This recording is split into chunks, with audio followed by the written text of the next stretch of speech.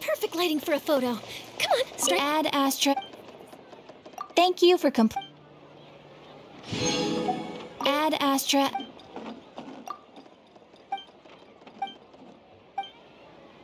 Add Astra.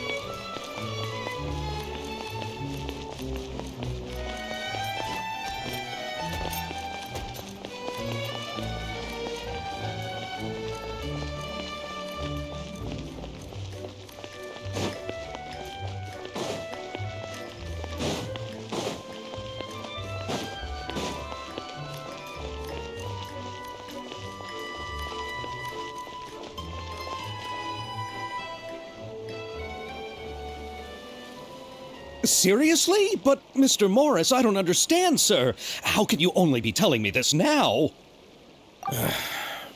I'm afraid that there's nothing really I can do. I'm really facing a crisis. My hands are tied. But what about my film? Well, I'm afraid you'll have to come up with something on your own. Take it from me. Sometimes you just have to let things go. Same goes for this film festival.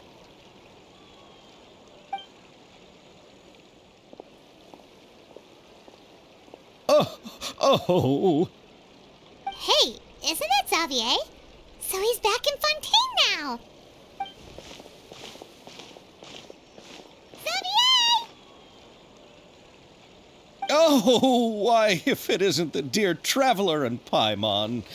I really didn't expect to bump into you here at this time. Well, I was doing just fine until I received some terrible news just now. The investor I was working with for my upcoming film has fallen upon some hard times and is no longer able to provide the promised amount of funds. Can't you just find a different investor? Unfortunately, that's not how it works. We had signed an agreement specific to the Fontanalia Film Festival, stipulating that I cannot work with any other investors until the festival is finished. The Fontanalia Film Festival? What's that? Oh, is this your first time participating in Fontaine's Fontanalia Film Festival? Then allow me to fill you in. The Fontanalia Festival was established to commemorate the legendary Loch Knights, who went on a quest to search for the Oceanids and eventually welcomed the Hydro Arconageria. The holiday is deeply connected to the founding of Fontaine, as well as its unique laws and trials. It's one of the most important festivals for this nation. But what's with that weird expression on your face? It's like you're trying really hard to remember something.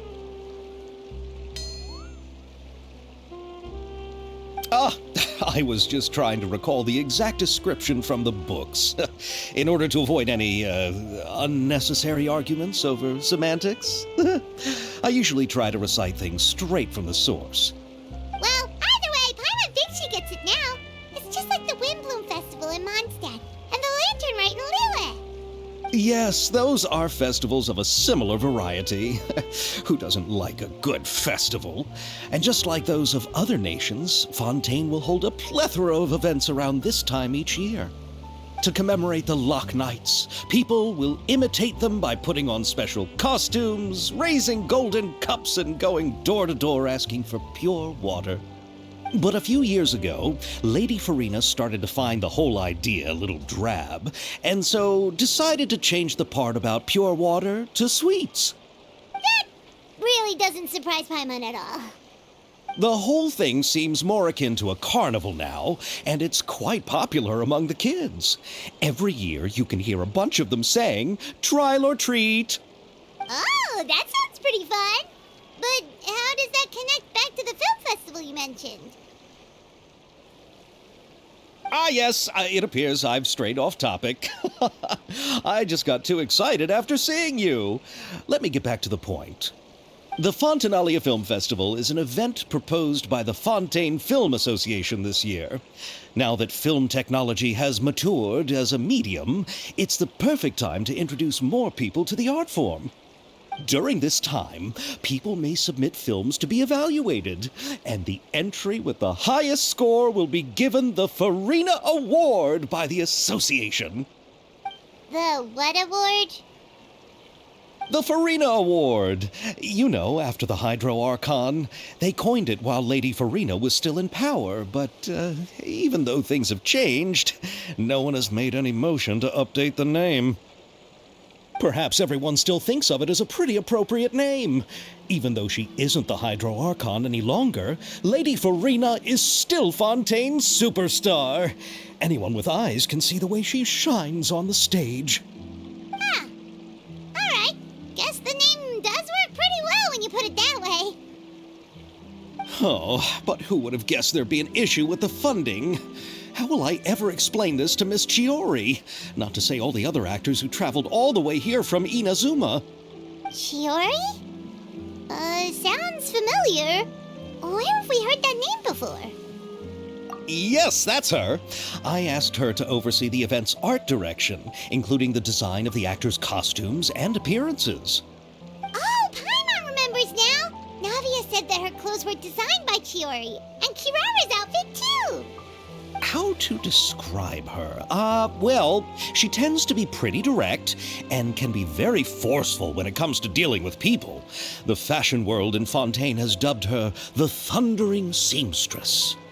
Her remarkable designs have led many Fontainians to become very interested in Inazuma. Anyway, Chiori is acquainted with all the actors I've invited from Inazuma.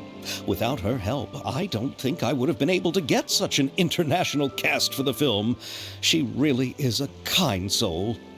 Who are the actors from Inazuma? Do we know them? Why don't the two of you accompany me to the Aquabus station to welcome them? Judging from the time, the Aquabus should be arriving shortly. Chiori will be waiting to meet me there as well.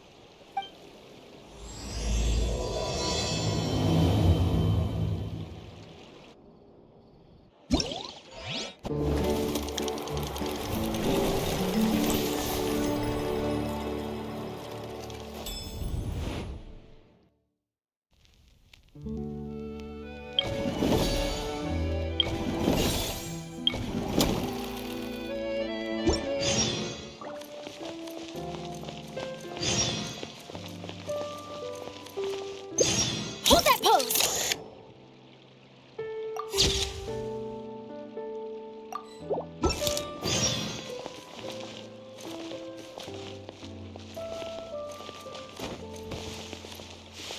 Smile!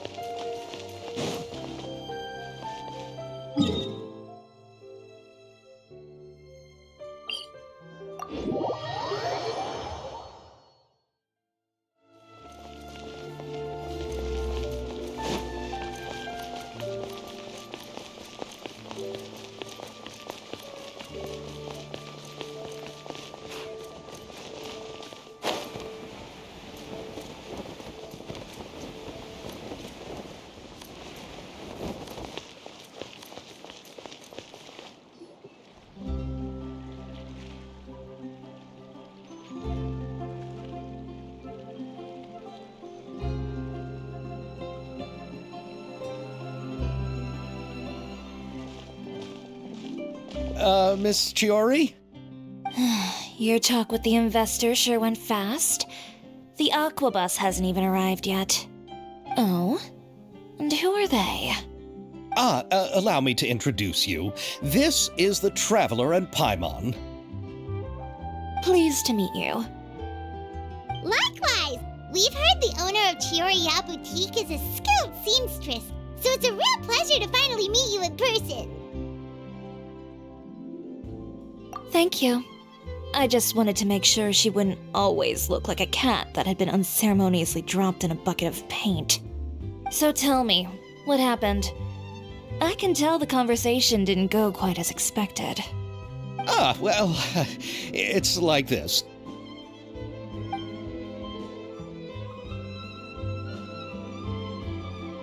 Ugh. I know, Chiori, you don't have to say it. You did remind me that this investor was a little bit sketchy. Yes, there's no doubt about that. But how could I pass it up? He offered me twice as much as the others. And therein lies the problem. Yes, but just put yourself in my shoes. After obtaining such an excellent script, it's only natural that I would want to make the most of the film. The budgets that the others had proposed were nowhere near enough. It's difficult to find someone willing to front such a large amount of mora, so... Don't be sad, Xavier. We might be able to help scrounge up some more together for you. Oh, thank you, Paimon. That means a lot to me. But the cost of the film is staggering. I'm afraid that any mora we can scrounge together in a short amount of time won't even be able to cover the actors' fees. We need to move on. What's happened has already happened, and there's no changing it. But now's not the time to give up. What? You're saying that you have a plan?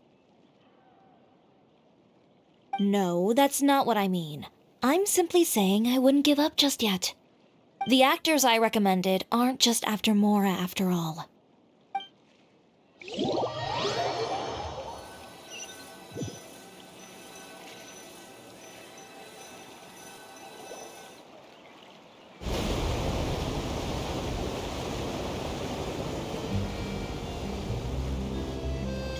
Really?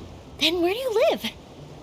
We Malazines live in Marcy Village. The only way to enter is from underwater. Oh, you must be pretty tired after work every day, right? I mean, you have to swim all that way just to go home. We are so thoughtful. But some Malazines choose to live in the court of Fontaine because it's so much more convenient. This is our stop. Oh, we've arrived, but I haven't even finished chatting with Abel yet.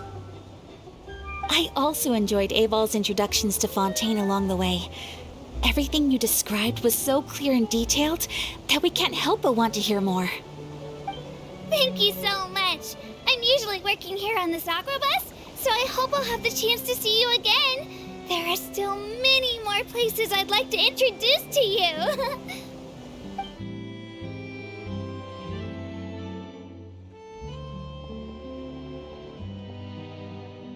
Welcome to the court of Fontaine.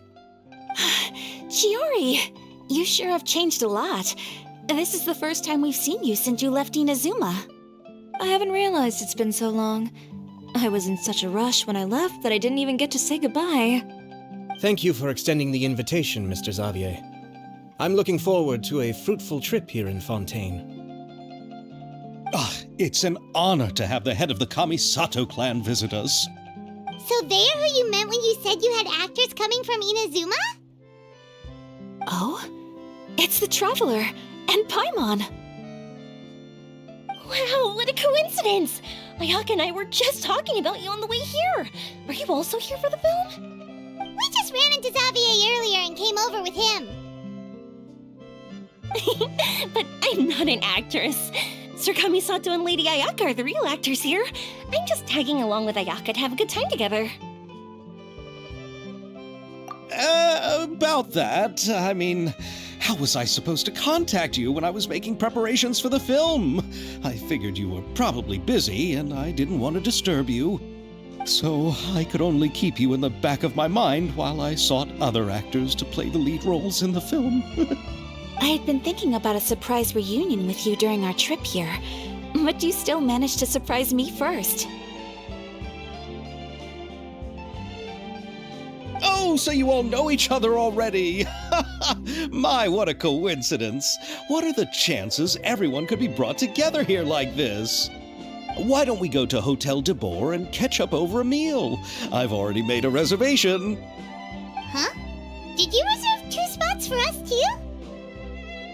Yes, of course, of course. I'll be sure to tell the boss to serve a few more delicious dishes just to make sure there'll be enough food. Very well. Then please, kindly lead the way, Mr. Xavier.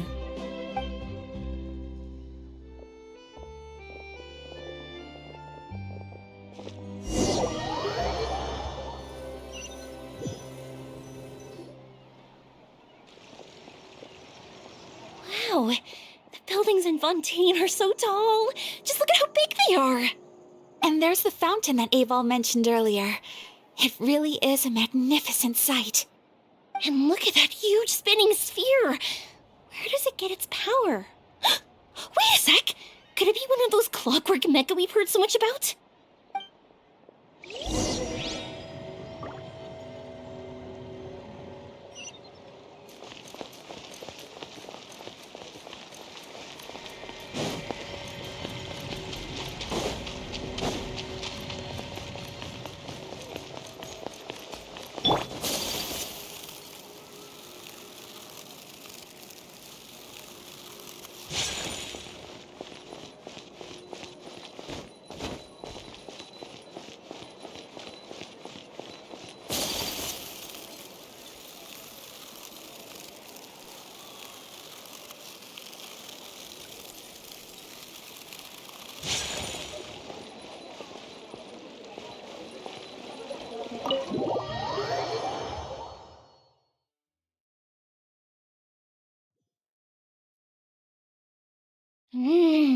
So this is what food from Fontaine is like. It sure is different from what we have in Inazuma.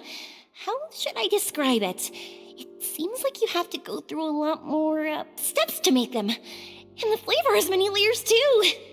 Ah, yes. When I first went to Inazuma, I actually thought the food there tasted a little too bland. It took some time for me to get used to it. Let's get back to the purpose of this trip for a moment, shall we? How have preparations for the film been coming along, Mr. Xavier? Well, I've already assembled most of the film crew, a lighting specialist, a prop manager, and a costume designer. I've also bought the copyrights from the novel's author. Oh, it's called The Two Musketeers, right? I read the script you sent me on the way here. The story is pretty good. Originally, I was planning to start filming as soon as Sir Kamisato and Lady Ayaka arrived in Fontaine, but I'm afraid I've run into a bit of a problem. Oh? What is it?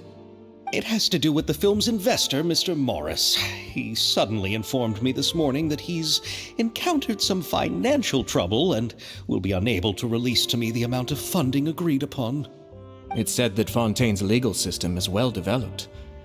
If he has violated the contract, then can't you simply take him to court over the matter? Well, I'm still more concerned about filming. Even if I were to take him to court, I'm afraid it would take months before the case could even be heard. Then, is there a way we could raise funds ourselves to solve the problem? I've considered that option too, but unfortunately, it's difficult to gather such a large amount of mora on such short notice. Besides, we have to consider the film festival's submission deadline. Mr. Xavier, if Ayaka and I were willing to perform for free, would that resolve the problem you are currently facing? What? No, out of the question. To have you come all this way just to act for free? Oh, no, that won't do. There's no need to worry, Mr. Xavier. My brother and I had actually intended to work for free after receiving your invitation. Inazuma has only recently reopened its borders, and needs to strengthen its relations and cultural ties with other nations. We didn't have many collaboration projects with Fontaine in the past, so we hoped this trip would serve as a good start for the future. Indeed. You could say that's the real reason why the Yashiro Commission agreed to come to Fontaine. I understand, but having you two act for free just doesn't seem right. Not at all. While we're officially here to conduct a cultural survey of sorts, we must express our sincerity if we want to establish formal cultural ties with your nation. This film will serve as proof of friendly cooperation and cultural exchange between Inazuma and Fontaine. It's my hope that the film can be finished and released as smoothly as possible. If you still don't feel comfortable with this arrangement, I would also be more than happy to be introduced to some other renowned individuals in Fontaine's literary and artistic circles. All right. I'll do as you say. Thank you so much. I'll make sure to cobble together enough mora now, even if it means selling my house, my camera, and every single family heirloom. Come on now, no need to go that far. I'll also help you out as a brand sponsor. Me too. Even though I didn't bring much more to spend on this trip, it's still better than nothing. You are too kind, all of you. I really don't know how to... Ew. Alright, enough about that. Now that we have Xavier's savings, my support, and 2 leads who are willing to act for free, I think we will be able to make this happen. So, instead of Mora, you'll help with filming and production. Oh, but how can we help with that? We don't know much about making a film. Alright, pull yourself together, Xavier. Tell us if there are still any open positions left among the crew. All right. Let me think. We still need a camera operator, a clapper loader, and someone to manage logistics. I originally wanted to personally serve as director, but I've been too busy working as the producer. So the positions of director and director's assistant will also need to be filled. Paimon knows what the director and the logistics support person do, but what's a clapper loader? The clapper loader is responsible for using the clapper board to record and organize the information of each shot when the camera operator begins shooting. The work requires both patience and careful attention to detail. A clapper board? Oh, you mean the thing they hold that goes clap whenever they start filming? Yes, that's right. Are you interested in that job? For sure! Paimon's always wanted to try that. Alright, then you'll be our clapper loader. I can find someone from the store to help with logistics. What do you think, Xavier? Oh, fine by me. As for our camera operator, I was thinking of letting the Traveler take the role. Oh, he's great when it comes to using a camera. Paimon can't even count how many things we've taken photos of during our journey. Yes, that's also what I was thinking. I noticed the Traveler had an eye for photography and composition when we worked together previously. I'm sure that's due to the traveler's journey across Teyvat and all the places they've seen. After so many adventures, using a camera must be second nature by now. What do you say, Traveler? Are you interested in the job? Thank you. It really means a lot to me. Come on, friend. Let me give you a big warm hug. So all that's left for us to find is a director and an assistant. Oh, me! I want to be the director's assistant. All we need to do is help the director, right? I can handle that. All right, then all we need is a director. Oh, all the well-known directors in Fontaine are probably also busy working on their own films these days. I'm not sure who will have time to help. Oh, Farina helped out a theater troupe recently by serving as an artistic consultant. She could be a good director, right? Besides, it's not like she has anything else to do right now. Farina? Do you really think Lady Farina would be willing to help us with our humble project? Isn't that the name of Fontaine's Hydro Archon? My brother has already informed me about what happened here in Fontaine. Yep, that's her. She helped out a theater troupe not too long ago, and now she's taking up work as a director. Well, I saw that musical. Her performance was perfect, and the storyboards were also excellent. Don't let her form or identity intimidate you. She's the best candidate we can think of right now. You'll never know until you give her a shot. fine. You're right, Shiori. I'll do anything for the sake of my film. Anything! Then I'll have to ask the Traveler and Paimon to show me the way to Lady Farina's residence. I just hope she'll agree to help. Do you need us to also come along? No, there's no need to trouble you with this. Besides, you've just arrived in Fontaine, and I'm sure there are many places you would like to visit. Just leave this task to me. It's part of my duties as the producer. Very well. Then we'll be waiting to hear the good news. I'll go with you. By the way, you might want to consider bringing a gift. And don't worry, we won't simply drop you off at Farina's place. We know Farina pretty well by now, so having some familiar faces there should help your chances. Besides, the whole thing was our idea in the first place. All right, then I'll start making preparations. As for the gift... A gift for someone who was once seen as the Hydra Archon. I wonder what she would like. I recall that Lady Farina once fancied a clockwork ring, so perhaps I should get another exquisite clockwork contraption for her. Huh? Can't we just bring some desserts, like the Fontanalia mousse? But wouldn't that be a little too cheap? She does like desserts, though. Isn't the Fontanalia Festival happening right now? I heard Abel tell us on the Aquabus that Farina introduced the tradition of going door to door and asking for sweets. To do something like that, she must have a real sweet tooth. I agree with Yoimiya. If the gift is too fancy, it might actually make her feel more uncomfortable. Alright then, let's go buy some Fontanalia mousse.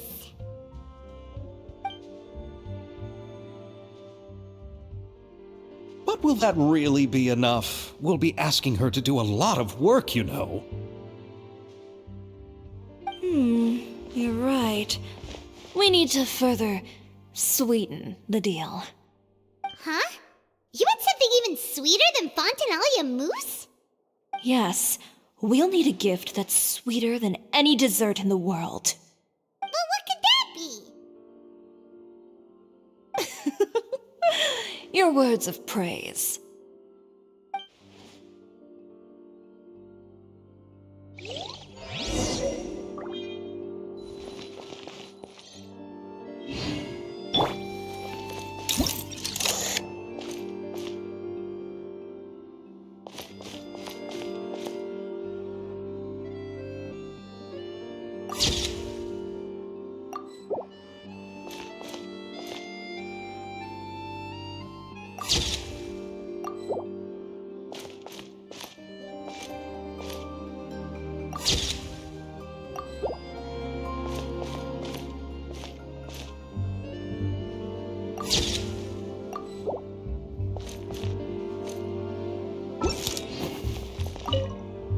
You go ahead. No need to worry about us. Oh, I hope Farina will like the gifts we prepared. Oh, and if you still think we should get something else for her, just let me know. I should be able to make some fireworks.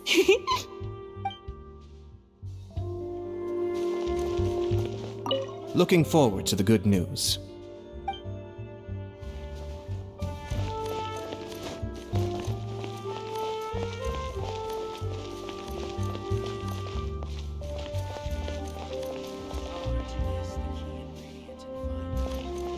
Say cheese!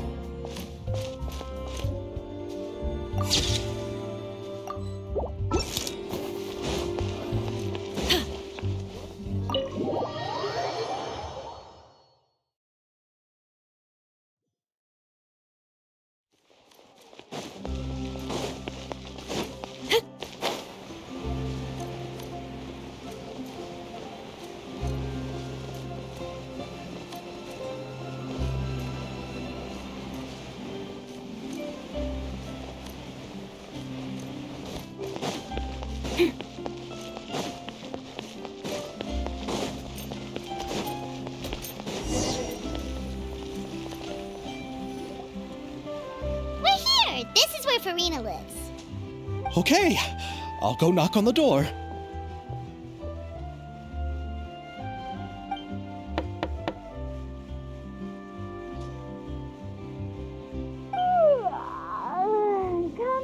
Coming.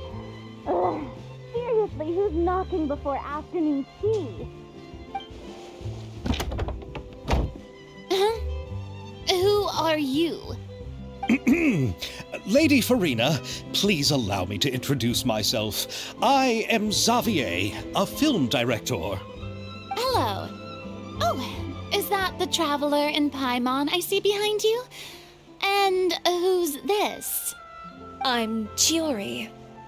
Ah, the one from Chioria Boutique. Hello, hello.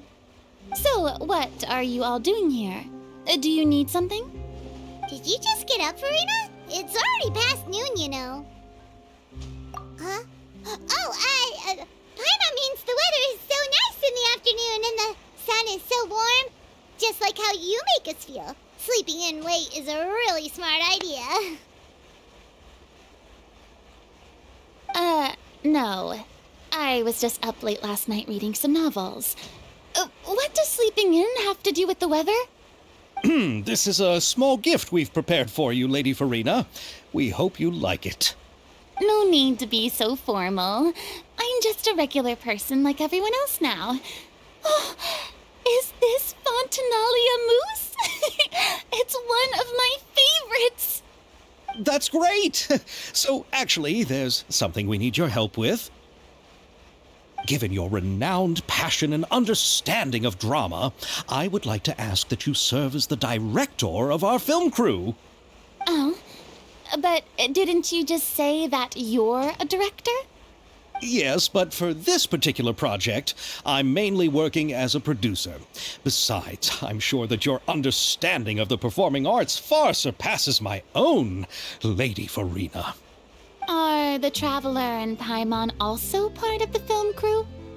Yep, we sure are. Paimon's the clapper loader and he's the camera operator. Camera operator? That can be a pretty technical job, and it directly affects the final quality of the film. Are you really up to it? No, I'm not questioning your abilities. It's just that I've never really seen you use a camera before. Maybe you can come up with a test for the Traveler and see for yourself. If he can satisfy you with his camera skills, then you'd have nothing to worry about and can join the team. What do you say? You sure are getting better at rolling with the situation, Paimon.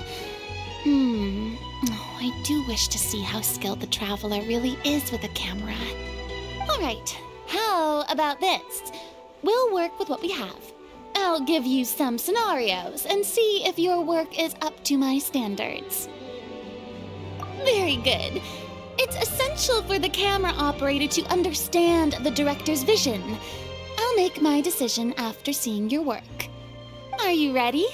I have high standards, you know. Okay, grab the camera and I'll give you a scenario.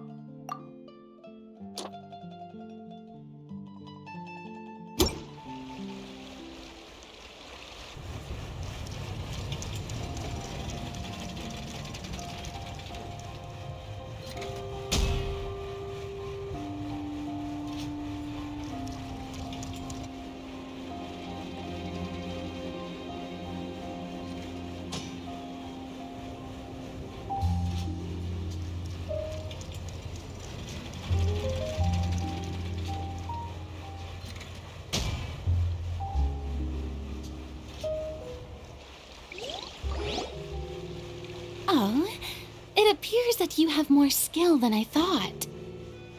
All the shots had a great composition, and I could really feel a connection to the characters and their lines. Yeah! Does that mean you agree to be our director, Farina? Did you think I would agree just like that? After our performance of The Little Oceanid, I've begun to make a name for myself again, you know. In fact, I've already had several troops approach me for the Fontanalia Film Festival. Unfortunately, the scripts were all pretty boring and didn't pique my interest. If others were to find out I agreed to work with you so easily, then, well... Hey, but didn't we have a deal? What else do we need to do to convince you, Farina? Well, what about the pay? Huh? You know, how much you're willing to pay me to be the director? The pay is also an important factor for me to consider, you know. Well, I can offer you this much? What? That's all? If Nervilat were to hear of this, he could charge you with underpaying your labor. I'm sorry, but our crew is in a tight financial spot at the moment. I see. Well, even though it's highly unlikely now that I'll join your crew, there's still something I'd like to ask. Exactly what film are you planning to make? Oh, our script is an adaptation of The Two Musketeers. Huh? Wait, you mean the suspense thriller novel that was a #1 bestseller? Oh, so Farina's read it too. Of course I read it. I've always had a keen interest in artistic works that strike a chord with the populace. I see. It all makes sense now. You must have used most of the budget to pay for the copyright. Not really. The novel's author transferred the copyright to me practically for free once he heard that I wanted to make a film adaptation of the story. The lack of budget is due to another issue. He probably just wants to get his name out there. So, Mora isn't the most important thing to him right now. It reminds me of a delivery courier who wears one of my designs while traveling all across Teyvat. I didn't charge her much for the outfit either. The exposure she provides for my brand is well worth it. So, are you a big fan of this story, Farina? Well, it's all right. The pacing of the story is good, but the character relationships could use some work. When I was reading it before, I always felt like some things were left on a rather unsatisfactory note. I have high standards, you know. Ahem, Mr. Xavier, if, hypothetically speaking, I agree to be the director, how much freedom would I have in terms of script revisions and creative interpretation? Oh, as much freedom as you would need. I wouldn't dare doubt the tastes of Fontaine's greatest star. Good. Then I'm free to alter the script as I see fit? Absolutely no problem.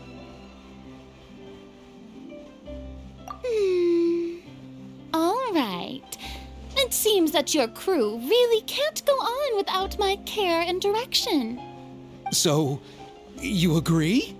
Yes, I agree. Although the pay is well below what someone of my caliber deserves. A great script calls for a great director. I mustn't let a perfectly good story be ruined due to lack of funds. If you have fine cheese and bread, you wouldn't just let it sit on the counter and get moldy just because you lack an oven, right? Oh, Hydro Archon above! I'm not dreaming, am I? Somebody pinch me. There's no more Hydro Archon, you know. And it's still a little early to celebrate. There's a lot that goes into shooting a film. Although the trickiest tasks of finalizing the script and casting the actors have already been taken care of, we'll still need to reserve filming locations. Not to say set up lighting and props. And by the way, since we'll be filming The Two Musketeers, we'll need to find an action choreographer. Ideally, a professional who has actual experience with muskets. Yes, I've thought about this as well. I was hoping that you might know someone who could handle the job. Me? If this was before, I could have simply asked Glorand. But it's already been some time since I last talked to her. Navia can also use firearms, but unfortunately, her style is quite different from that of the characters in the story. Could we ask the Special Security and Surveillance Patrol? Oh, you mean the Special Patrol's Musketeers? Yes, that's right. They work with muskets every day. I can't think of anyone more qualified than them. They would be under Nervilette's jurisdiction. Unfortunately, I don't have any connection with them at all. So, in the end, we still have to start by talking to Nervilette. No need to go to all that trouble. I know their Captain Chevres. Oh, you do? Wait, Chiari, how do you know the captain of the Special Patrol's Musketeers? No particular reason. Running a business means dealing with some trouble from time to time, and she's helped me out on a few occasions. In return, I've helped her handle a few situations in which the Special Patrol couldn't get involved directly. So, we've gotten to know each other over time. So you're saying there's been times when the Special Patrol needed a fashion designer to handle a situation? Your work is becoming more and more mysterious. It'd be best to keep it that way. Anyway, enough about that. What do you all think about asking the captain to be our musket action choreographer? She sounds professional enough. She is a captain after all. I have no objections. But I imagine the Special Security and Surveillance Patrol must be busy with their duties. Do you think she'd really have time to help with shooting a film? And then there's the issue of pay. Well, it just so happens that she's also not the kind of person that's just after Mora. As for whether she has time, I'll have to go and ask her first. Then I'll leave that to you. Macaroni's on sale today, so I've got to go. You can just tell me how things went when we discuss tomorrow's plan later. No problem. Having Farina join feels like a big boost to our team. Of course. Just wait until the day of our premiere. You'll witness the true power of my name in these lands. You'll be so glad I agreed to help. I can guarantee that even the standing tickets will be sold out. I'll be sure to ask some people I know to see if they'd be willing to act as extras. Seems like you're finally getting more comfortable with your own reputation now. I didn't ask for the Clapper Loader's commentary, Paimon. Then let's get going. I happen to know where Chevres is today. By the way, I'm curious. If my pay is so low, then what about our two lead actors? Didn't they travel here all the way from Inazuma? Actually, they told us that they see the trip as part of a cultural exchange, so they didn't ask for any pay. What? So is every person in Teyvat who doesn't want money gathered here to shoot this film? Don't tell me Chiori isn't being paid either. I already knew Xavier from before, and he's also agreed to give my brand some good exposure. It seems the gods have really smiled upon you, Xavier. And that certainly doesn't include me, mind you.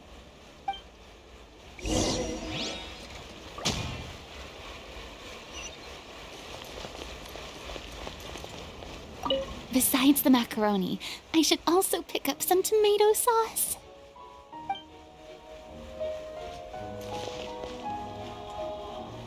Besides the macaroni, I should also pick up some tomato sauce.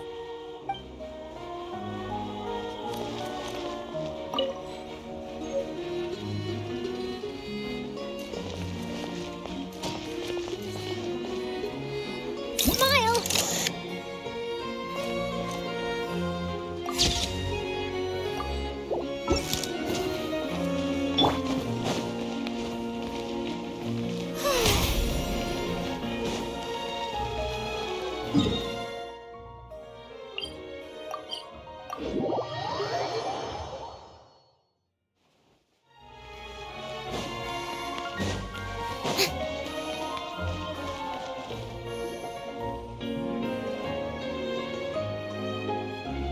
All right, this is the place. But where's the captain? There's hardly anyone around here. She's over there.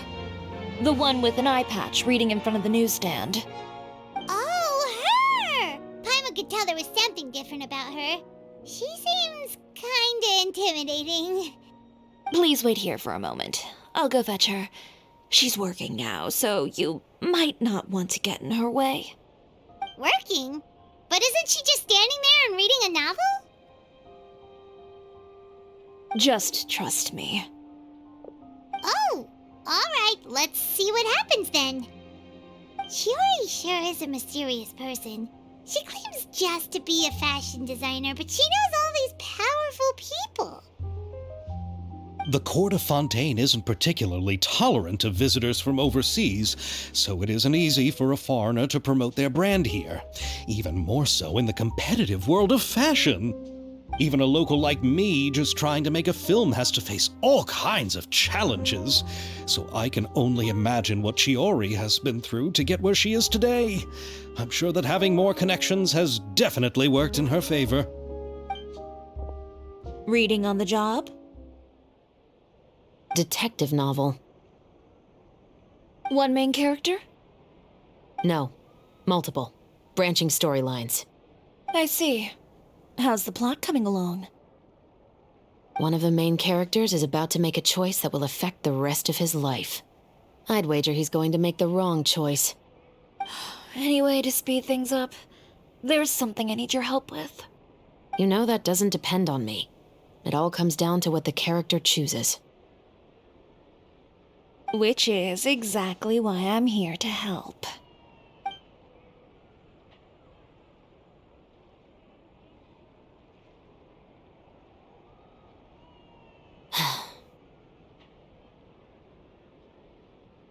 All right. It appears he made the wrong choice in the end. Halt! Huh? What's going on? Hand over whatever you're holding.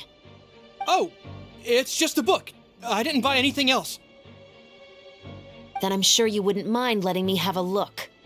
Excuse me, officer. I don't mind you standing around here, not purchasing anything, but I'd prefer if you didn't disturb my customers.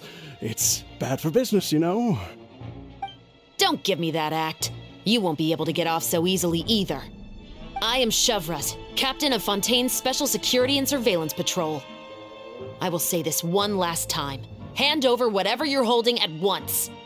And before you do anything unwise, let me remind you that I'll have you on the ground before you can even think about making a run for it. All right. I'll give it to you. But please let me say something first. If there's any contraband in that book, then the shopkeeper here is the one who slipped it in. I don't have anything to do with this. Why, you trying to leave me on the hook, huh? You were the one who said you wanted it. Save it for the interrogation room. Take them away, Letelier.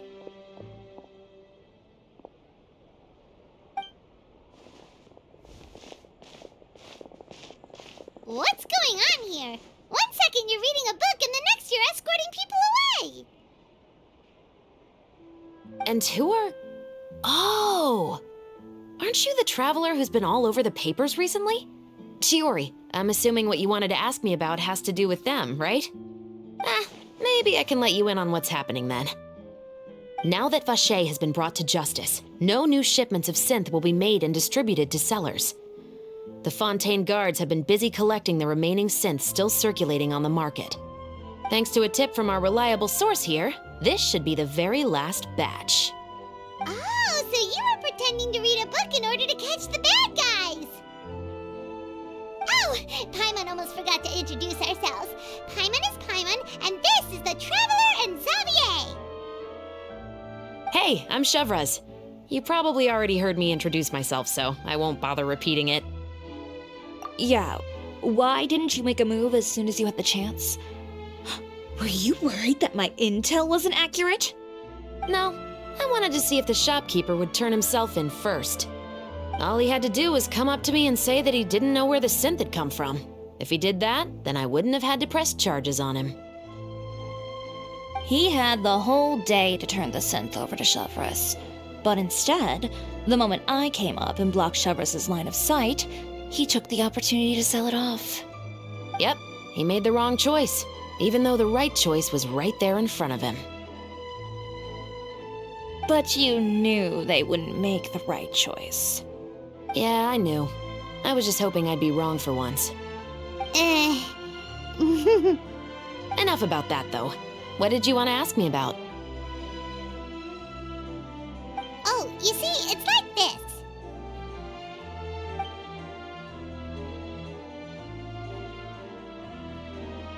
The Two Musketeers. You certainly have a good eye for a story. So what do you need me to do? Just be the action choreographer for the actors? Yes, that's right. I want to make sure we get all the details right. I want the actor's posture and understanding of firearms to be as realistic as possible. However, I'm afraid this work will require a bit of your time, since you'll have to be present whenever we're filming. Also, as for the pay... No need to say any more. I'll join. Huh? Just like that.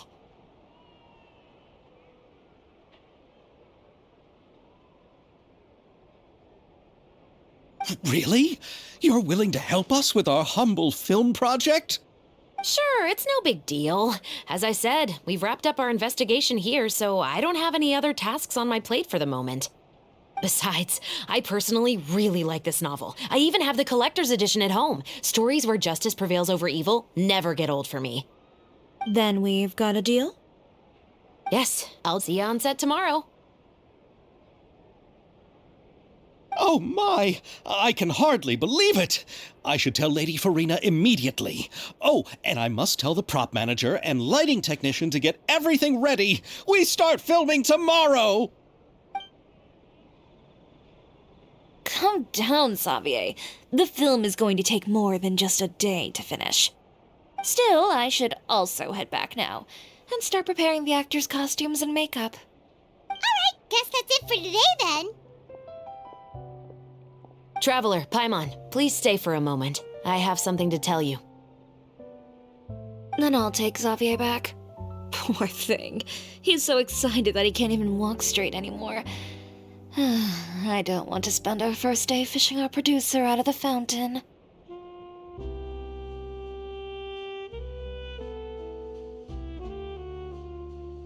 Yep, see you tomorrow.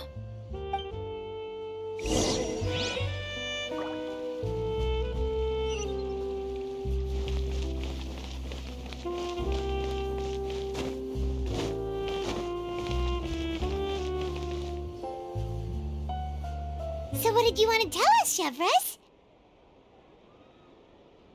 Have you read The Two Musketeers? The story is about a pair of children born into the household of a baron and their struggle to survive together and take revenge for their mother. They were raised at the baron's estate, where their mother worked as a maid. The two were illegitimate children that the baron had with the maid, so they were never treated well by anyone. One day, upon returning home, they found their mother had been murdered and left dead on the floor. It was quite evident that the culprits were the other members of the baron's household, who never had any kind words to say to them. However, the baron was able to exert his influence and keep the whole thing under wraps. The mother's death was eventually deemed as a suicide, and there was no chance of bringing her murderers to justice. The two siblings decided to flee and someday avenge their mother. Many years later, members of the baron's family suddenly started turning up dead one after the other, all killed by gunshot. A rainbow rose was found on each of the victims' bodies, being the flower that the kid's mother liked best. The baron believed that the mother's soul had come to take vengeance on him, so he lived in fear each day. But it was actually those two siblings who had fled all those years ago. They relied on each other to survive and trained day and night, eventually becoming adept musketeers. They used all of their abilities to collect evidence and clues before executing their plan and exacting revenge on the baron. Their actions let the truth behind their mother's death be known to all. That's quite an exhilarating story. Yep, the baron got what he deserved for his evil deeds, and justice was able to prevail. It was just the kind of story I enjoy. Oh, so is that why you were so willing to join our crew, Chevrolet? You could say it was one of the reasons. Oh, you mean there were other reasons too? I've read the reports about you. Whether it was at the trials or when you lent your hand to resolve our nation's crisis, you've shown that you've got a strong sense of justice, as well as a great mind for deductions. Yes, you're as sharp as I expected. It seems you've experienced many similar situations before. There's been a recent murder case involving muskets. The perpetrator's methods appear to be very similar to what is described in the novel. Huh. Really? But Paimon didn't see anything about that in today's papers. The Marechaussee Phantom hasn't yet released any information to the public because the investigation is currently at a standstill. The murderer is extremely cautious. A murder involving firearms? But not that many people use those in Fontaine, right? Impossible. We perform a routine inspection of our firearms and ammo reserves every day. If one of the weapons had been fired, it would stick out like a sore thumb. Besides, I trust the members of my platoon. However... Well, that's all I can disclose about the case today. Huh? What do you mean? I hope you all can go back and get some shut-eye. You can decide tomorrow whether or not you'd like to join the investigation with me. I'm aware this might not be the ideal time to add more to your plate, but the more capable people we have, the better the chances that justice will prevail. Carrying out investigations isn't actually supposed to be our responsibility. Our job is to apprehend the perpetrators. Finding them is really up to the Marechaussee Phantom. You could say I'm taking part in the investigation out of personal interest. I don't want people to see muskets in a negative way, and also, I'm concerned about the similarity between the crimes and the story. You mean they might be connected somehow? I suspect so. Just to make myself clear, this is not an order, nor is it a deal of any kind. It's a request, nothing more. If you two have any interest in the case after we finish filming tomorrow and are willing to assist me, then I would be most grateful. What do you think, Traveler? Yeah, you're right. Paimon's getting a little tired, too. We've really been hustling all day. You'd better head back and get some rest. It's good to keep a calm mind, especially when you're about to make an important decision. Otherwise, when the moment comes, you might end up like that shopkeeper and not even realize that the right choice is right there in front of you.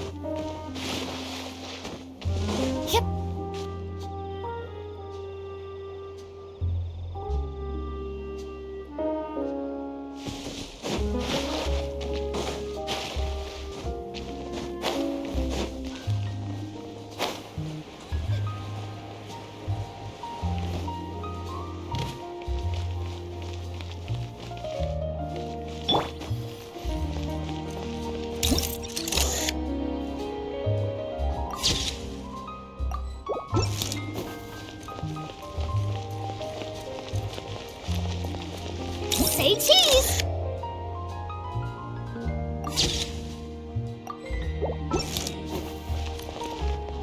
Here, Yoimiya. Try some conch madeleine. No, you ordered it, Ayaka, so you should be the first to try. To be honest, I ordered it for you. You're fond of desserts, aren't you? Well, in that case, I guess I shouldn't refuse. Let's try some together. All right.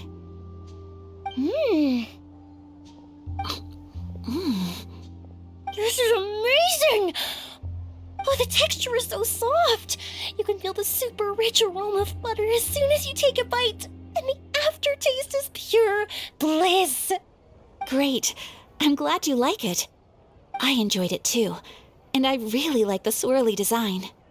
I've heard that it's supposed to look like a barrel conch. I've never actually seen one myself, but now I'm really curious about what it looks like. Hey, Ayaka, When you can find the time, would you like to go search for one underwater with me? All right. Why don't we go right after this? Great! Then that's a plan. There are so many places I'd like to visit with you. Coffee is life.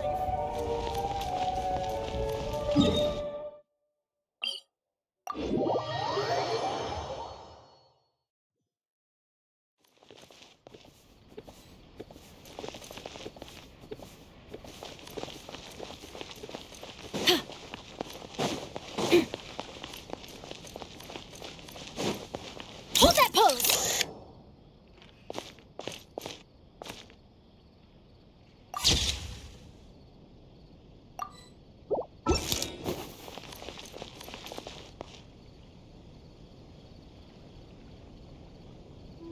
Indeed, Monsieur Neuvillette.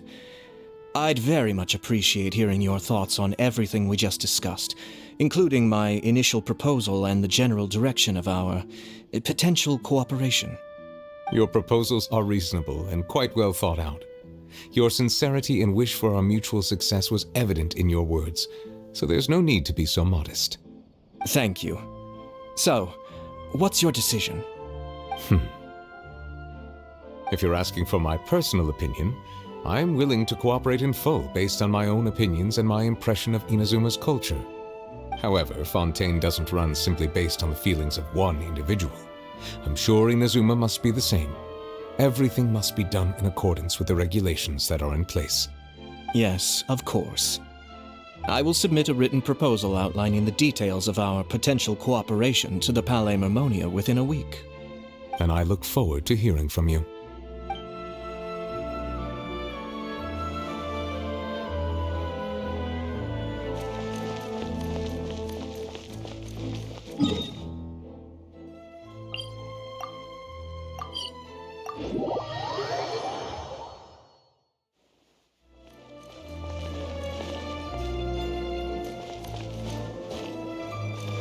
Say cheese!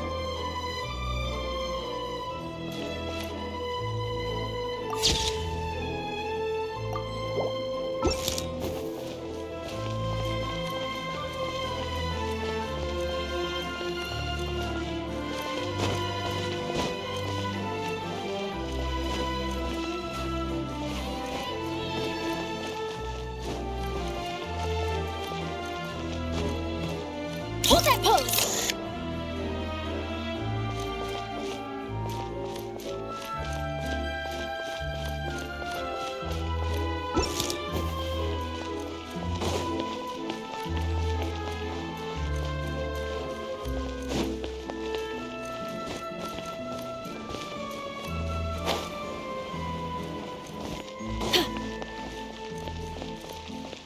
Smile!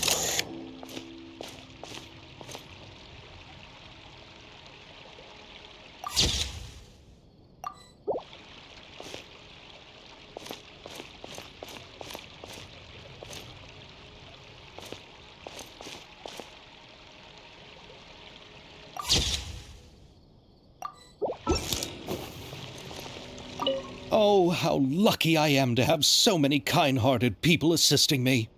Yeah, just watch your step now. Everything I've been through is starting to pay off now.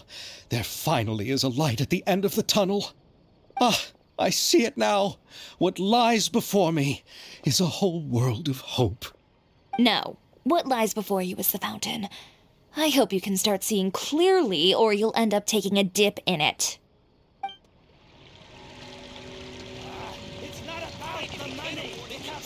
Say cheese!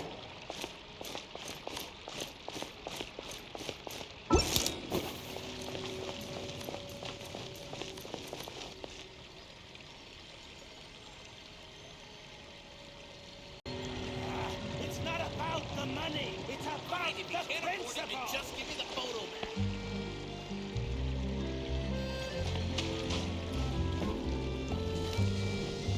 It's finally time to meet up with everyone. Paimon even dreamt of making the film last night. If Paimon remembers right, we're meeting at Hotel de Boer. Let's get going.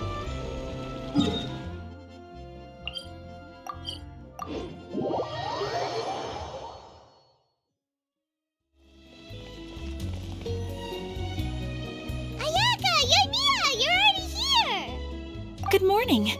Xavier said yesterday afternoon went well. Yeah, and how about you, Ayaka? What were you up to yesterday? After we split up, Ayato went to see Udex Nervillette at the Palais Marmonia. I was originally thinking of going with him, but he said he could manage it himself. He told me to go see the sights around Fontaine and to enjoy the local culture. So I rode the aquabus with Yoimiya and visited the Opera House on Aranias Island. Yeah, you wouldn't believe what we saw there! 2 mechanical puppets that were dancing together! You've already seen them, right?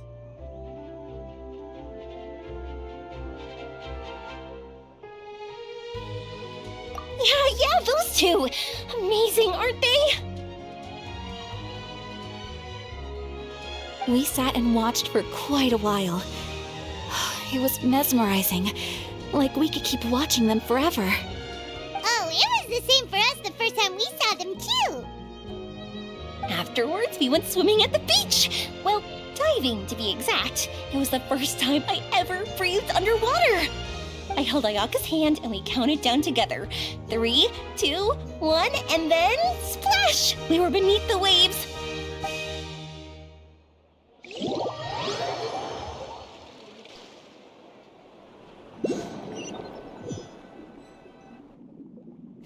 At first, I didn't dare to open my mouth. But once I couldn't hold my breath any longer, I decided to take a big breath in. Turns out the water wasn't as salty as I imagined.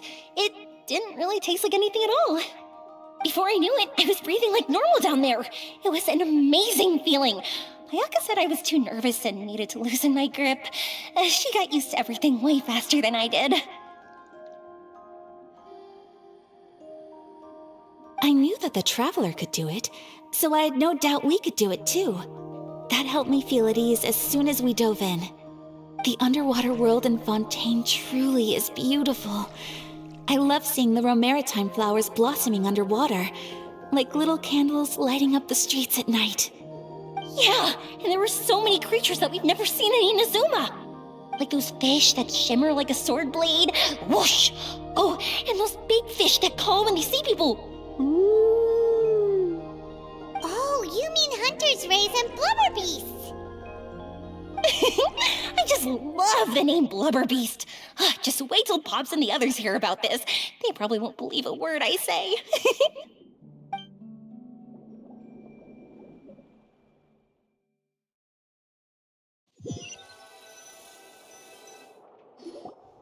Yoimiya was down there for quite a while.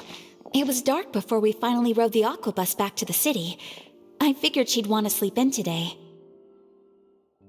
Yeah, even I was worried that I wouldn't be able to get up. I still felt like I was drifting in the waves when I went to sleep last night. But as soon as I woke up today, I remembered that we'd all be shooting a film together, and I was ready to go. Speaking of the film, where's everybody else? My brother and Xavier were speaking to the restaurant owner about using the place as a filming location. They should be here soon.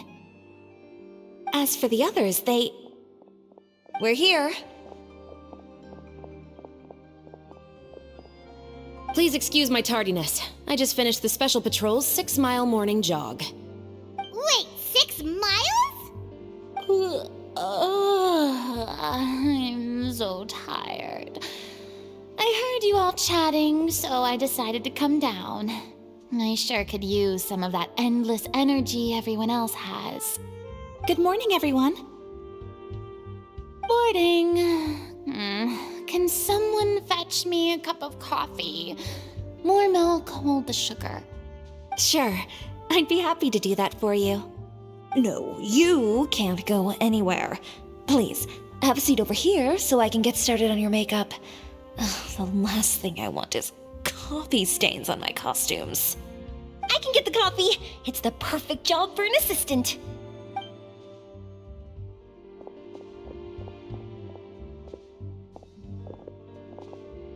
So much energy. Seriously, what's her secret? Oh, Yoimiya's always like that. But you sure look exhausted, Farina. It's because you're not used to waking up so early, huh? Of course not. I spent the whole night reading the novel from cover to cover, marking sections that either need to be omitted or adapted.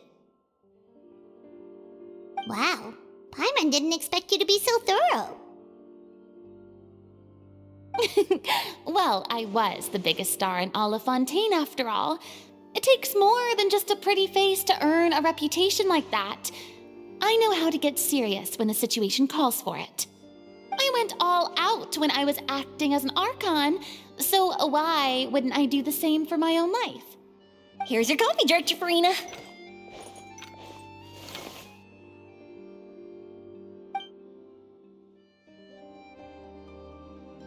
Oh, thank you.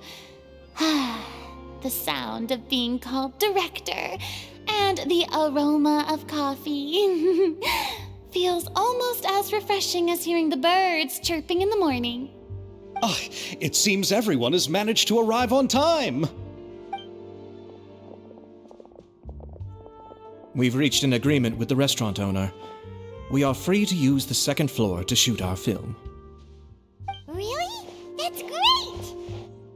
He is really looking forward to our film and hopes that providing his restaurant as a filming location will attract more customers. Well then, Mr. Xavier, I'll leave the rest to you. Okay, thanks. First, I'd like to introduce our new members. This is our prop manager, Veronique. She'll be in charge of all the film's props and items. And this is Bonneau, our lighting technician. He'll be in charge of lighting and illumination to set up each scene's atmosphere.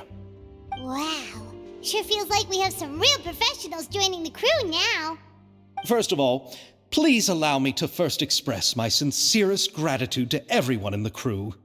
When my investor informed me yesterday that he wouldn't be able to provide the funds, I really thought that this was the nail in the coffin for this film. I had no idea that I'd find so many people willing to help me on such short notice. Thank you. Thank you all from the bottom of my heart. No need to be so cordial, Mr. Xavier. We're all honored to be a part of this. Your works made a profound impression on me when I saw them back in Inazuma. I am sure that someday, this film will be remembered as a prime example of cultural exchange between Fontaine and Inazuma. Yes, the story is the reason I agreed to join.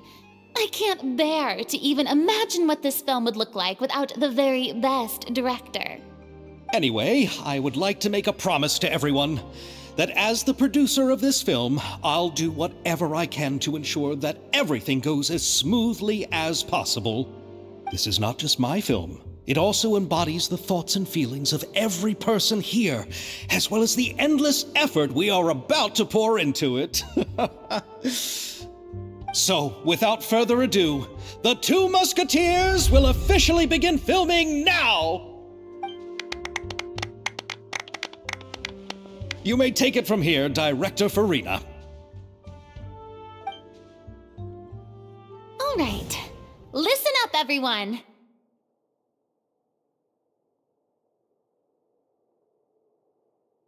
The first scene takes place when the two young musketeers are living at the Baron's home, still unaware of all that is about to happen to them. We'll need props and lighting to set the scene. Our lead actors can go get their makeup done, and extras, please take this time to go over your positions. Whoa, seems Farina's really kicking things into gear as the director. Is everyone clear? I don't want anyone traipsing around the set like umbrella finches. All right, cameras will start rolling as soon as the set is ready. Let's make a film that'll make some serious waves in Fontaine. Not the kind of waves that drown people. I mean, the good kind of waves. Seems like she's still a bit traumatized by that. Anyway, let's go see if there's anything we can do to help.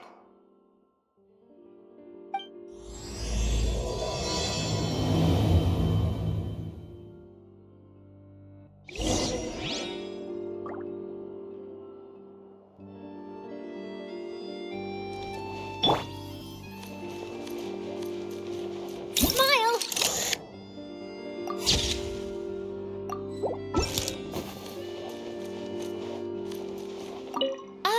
don't need any help here. Why don't you try asking someone else?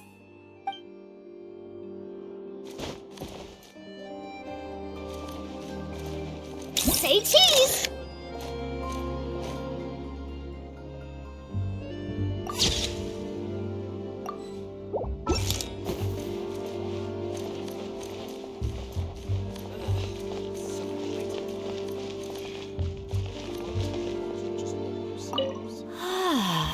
So this is what a musket looks like.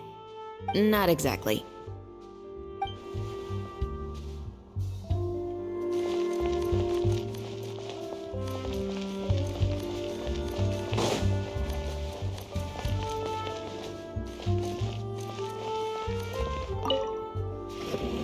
How about here? A little more to the left. You got it. Hey, Mia, do you need a hand? No, I'm fine. You know, doing the lighting is kind of like designing a fireworks show. It's interesting to imagine what kind of atmosphere the lights will create. I heard that the Traveler will be operating the camera and Paimon will be the clapper loader, right? Those roles are just perfect for the two of you. Really? Is that because it'll be easy for Paimon to hold the clapperboard while flying? Well, sure, there's that, but that's not exactly what I meant. I just think that after all your journeys together, you two must have developed a super close bond and just naturally know how to work with each other. If I'm not mistaken, the director will want the cameras rolling as soon as the clapperboard goes clack. Oh, I see. It's amazing to see the magic behind filmmaking. Yoimiya, we need lights over there, too. Oh, on it! I've got to get back to work. Chat with you later. Oh, it's exciting to see so many people working together to bring the film to life.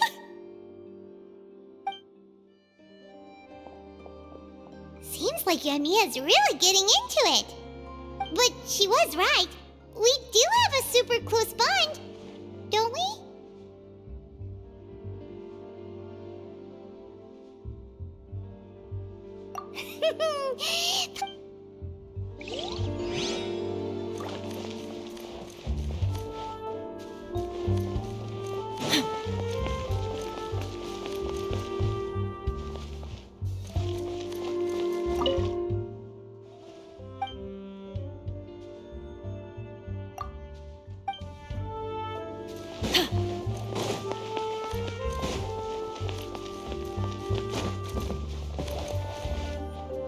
Hold that pose!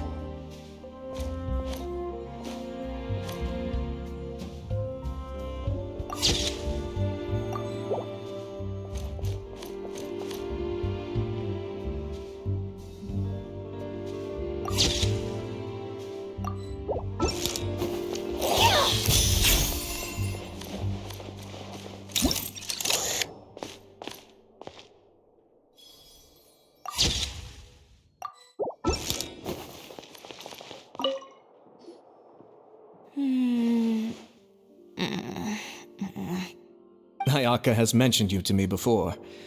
She said that you two were great friends when you were kids. No talking. I'm thinking about how to do your eyeshadow. Ah, yes. To help me really look the part. To achieve a more young and naive look for this scene. Are you saying the wrinkles around my eyes are too deep? You just have too much of a calculating look in your eyes. You sure don't mince your words.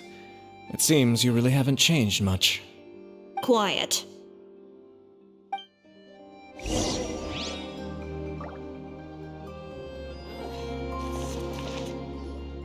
So, this is a real musket? No, it's just a prop weapon. Not bad. Have you seen a real musket before? Only in books and newspapers. I made this one based on the relative shape and proportions I saw in reference images. When we're filming, some special gunpowder will be applied around the muzzle, which will help create the flash and smoke effects of a real gun being fired. Which means it'll be up to the actors to portray the recoil. That's right. The sound effects for gunshots will also be added in post-production. Thank you, Veronique. I think I know where to start now. However, The musket's gears and firing pin could still use some work. Adding some wear on the metallic components will make them appear more realistic. Also, be sure to rub the muskets with some oil each time before we start shooting. That'll give the impression that the firearms have been well maintained. Good point. You seem to know a lot, Miss Chevres. I assume you use these types of firearms on a regular basis? Yes, I perform routine maintenance on my weapons every day. Just like we as people need to eat and sleep, muskets need to be cleaned and maintained. I also perform similar care for my sword every day, and familiarize myself with its shape and weight, to the point where it feels like a natural extension of my body. Yes, this way, our weapons will never betray us in the heat of battle. Yes, well said. It seems we have the same philosophy on this topic. Oh, sounds like they found a common interest to talk about. Though these props differ from the muskets I use, I can still give you some pointers. Good. I look forward to your instruction. First and foremost, never point the weapon at anyone, regardless of whether it's a real or prop weapon or whether you're holding it or it's on the table. This holds for any time when you're not actively engaging an enemy. Okay, understood. When aiming the musket, extend your arm so that it's level with your shoulder and use your eye to look down the weapon's sights. Like this? Not bad. Now, try saying your lines. This is the end of the road for you. Good. Now turn your body a little. That way, you'll give your enemy less of a target to work with. And relax your shoulders. Here, allow me to demonstrate. This is the end of the road for you. Excuse me, Miss Chiori. Director Farina, there's something I wish to discuss with you. Oh? What is it? Like this? Yes, much better. What do you think? I do see your point. But are you sure you wish to do this? I believe it would be most fitting. Well, if you insist. All right, I understand. Miss Ayaka, Miss Chevres, could the two of you please come over here? Huh? What's going on? Are we gonna start filming now? Let's go see. What is it? I have a question for you, Miss Chevres. Would you be willing to play the role of a musketeer? What? To clarify, I would like to turn over my role to Miss Chevres. But brother... Don't worry, Ayaka. I actually view this as a good thing. I was becoming troubled trying to set aside some time to speak to the staff at the Palais Mermonia. I would like to have some conversations about the cultural exchange between our two countries, and I've heard that the bureaucratic process here can get rather complicated. Now, I will be able to focus on my work. Besides, you also know that I'm not really one for public performances. Are you really sure? From a director's point of view, I also felt like the relationship between the two musketeers in the original story could be improved. The older brother in the story plays the lead role with his overbearing character, but this causes his character to overshadow that of his sister, and the theme of the two supporting and relying on each other isn't conveyed very well.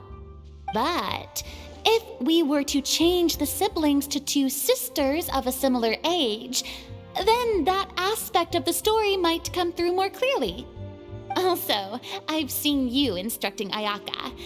That cold and dignified personality is exactly what we need for the older musketeer. Of course, even with all these insights, the decision should still be made by Miss Chevres. Chevres mentioned that she really likes the story, right? Paimon bets that she'll take the role. All right, I'll take the role. Good. It's decided then. I'll get started on making edits to the script.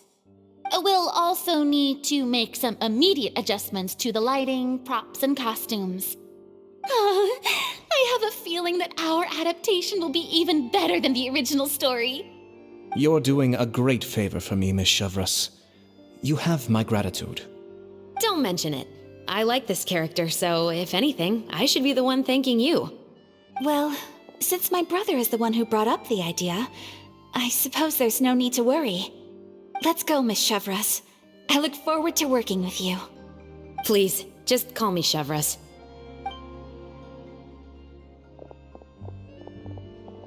Seems like you're really going out of your way to solve the problem I was having with your makeup. Surely you jest, Chiori. I assure you that I was mostly motivated by a desire to spend more time on formal business.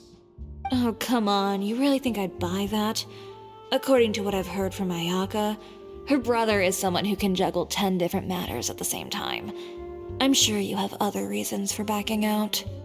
Perhaps. Ayaka always said she wanted to go out and see more of the world, just like the Traveler. But I feel that she needs not only to see other nations, but also to make some different kinds of friends.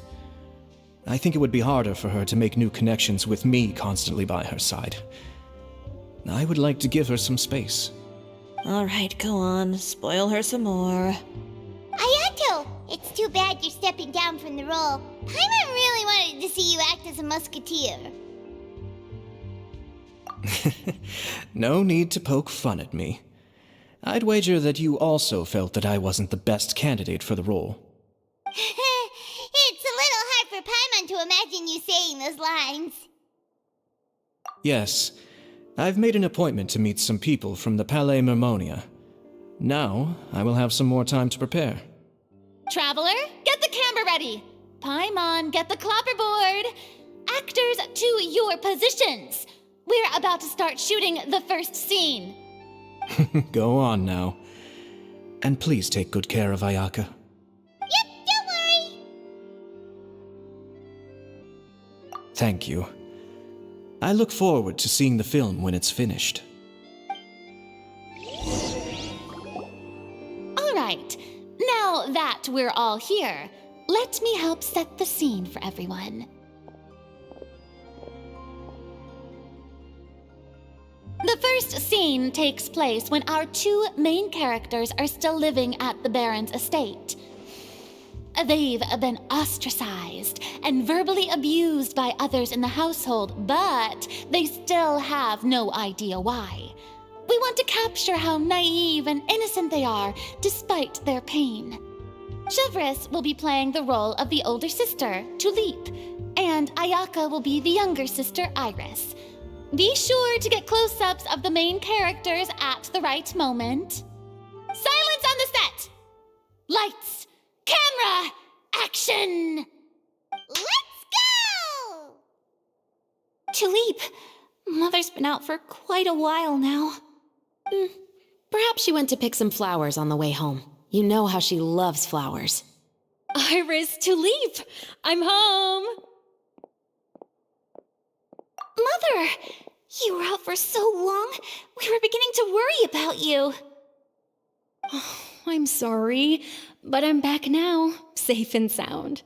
Here, I brought your favorite treat, apple turnovers. Mother, what are those bruises on your hand?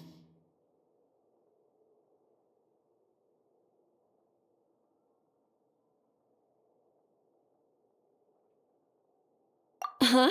What bruises? Oh, I must have bumped into something while I was working yesterday. But I didn't notice them this morning. Then perhaps they're from when I accidentally tripped when I was out just now. By the way, did you have fun playing at home? What's the matter, Iris? Well, we've realized that no one really wants to play with us. They even took Iris's doll and spat at us. And they even called us names. They said we were... Shh. It's all right. Don't worry. Girls, listen to me. It doesn't matter what anyone says. Don't listen to them. No one can define you with such words.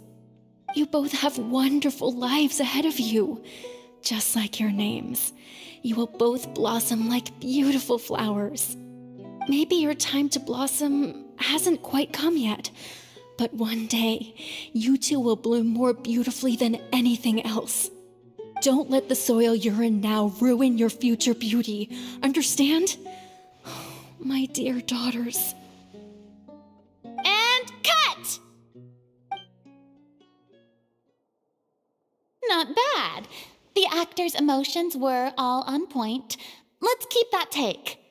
Also, if our clapper loader could avoid shouting at the start of the scene next time. Oh, got it. Great. I was a little worried that my nerves would get the better of me. What about you, Chevros? I felt fine. The lines weren't too difficult at all. Seems like Farina must have adapted the role nicely. You two were great. I couldn't tell it was your first time acting in a film. You should have more confidence. Thank you for your encouragement. Positions, everyone! We'll move on to the next scene after we try a few more camera angles.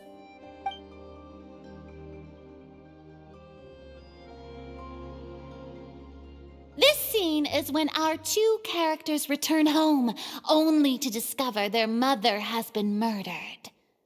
Ready? Lights! Camera! Action! Mother, we're back! Mother?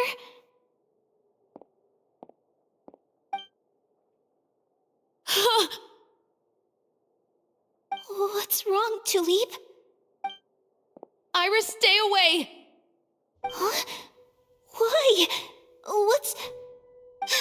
Mother! Mother... She's...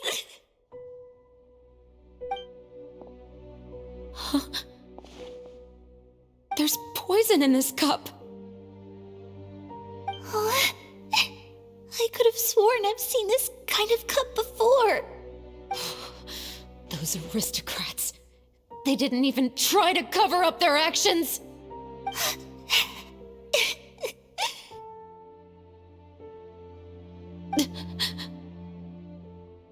Iris, we need to leave this place.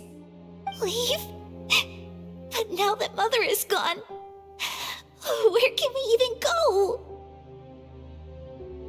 Anywhere. All I know is that we can't stay in this house. But are we just going to let them get away with this? We'll have our revenge, I promise you. Just not right now.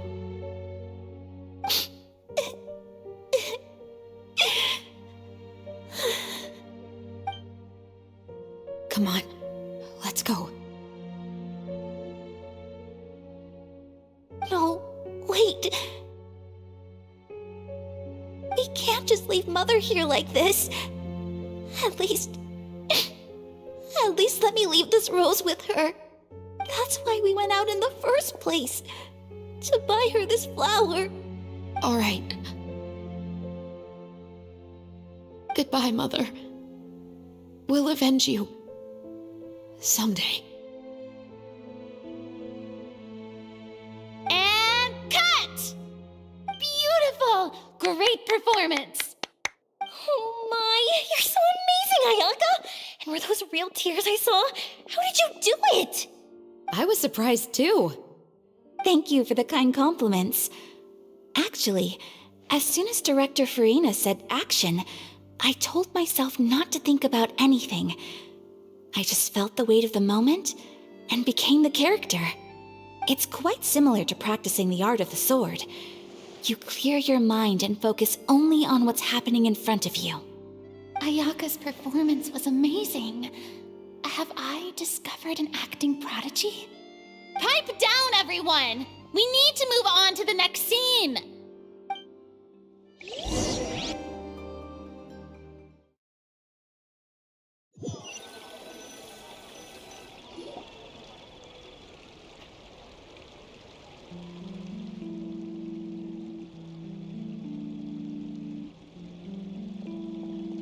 Huh?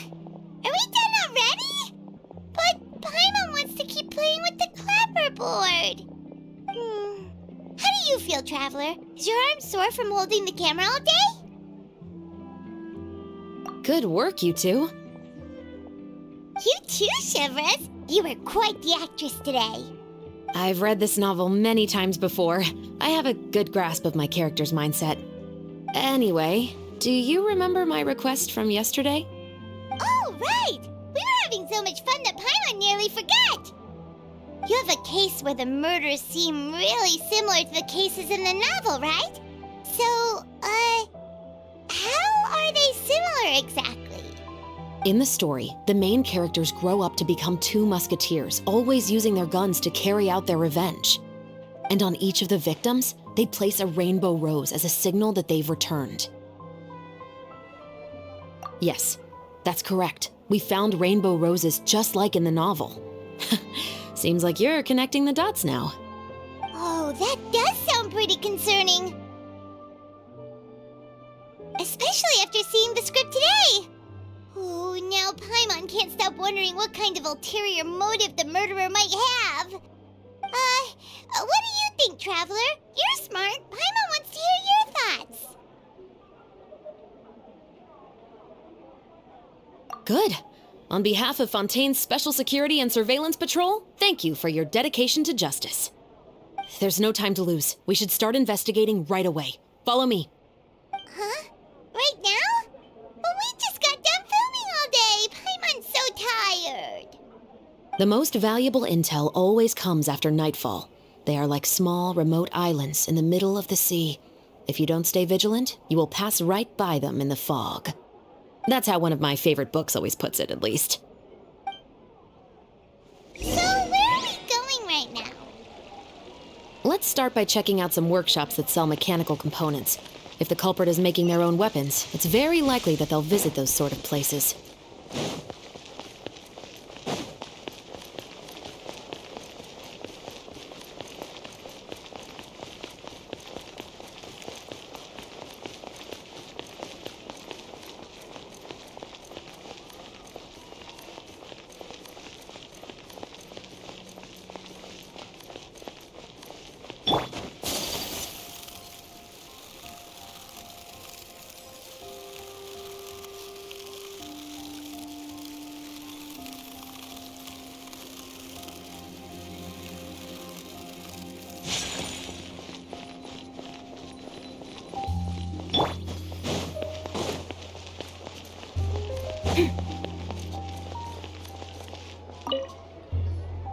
Welcome to Le Show's Clockwork Workshop. How can I help you?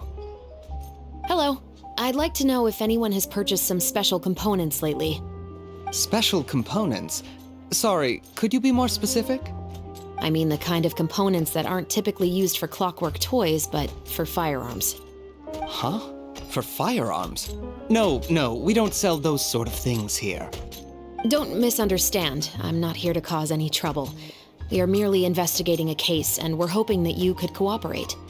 Well, to be completely honest, I'm not even sure what kind of components that would entail. Has anyone ever purchased components here as an individual rather than on behalf of an organization? We have a lot of customers who buy toys, but those who buy components are all regular customers who buy in bulk on behalf of their organization. Is that so?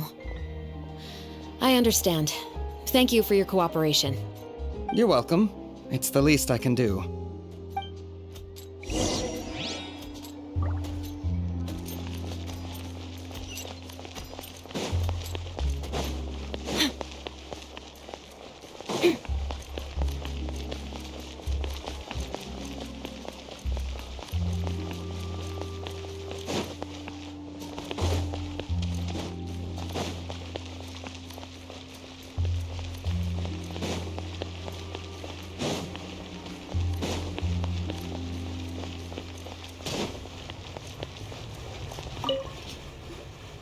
Oh, hey, Chevres.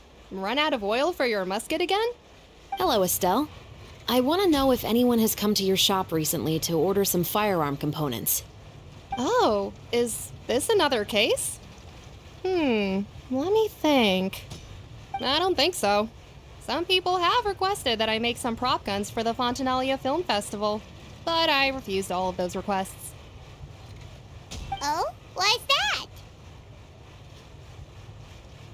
Because there's no profit.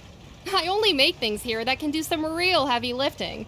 I don't have the energy to make some new molds just for the festival. Then has anybody come specifically looking for mechanical components? Well, I usually sell off my scrap to the fleuve cendre. I don't typically give them to one specific person. I understand. Thanks for your cooperation. Don't mention it. Always happy to have the Musketeers' patronage. Seems like we haven't found any leads to go off yet. Yeah, unfortunately. All right, let's head to Fleuve Cendre next. Huh? Are you sure? People might not be so thrilled to see the captain of the special patrol there. You think so, huh? Then I guess you don't know. Huh? Know what? That I grew up in Fleuve Cendre.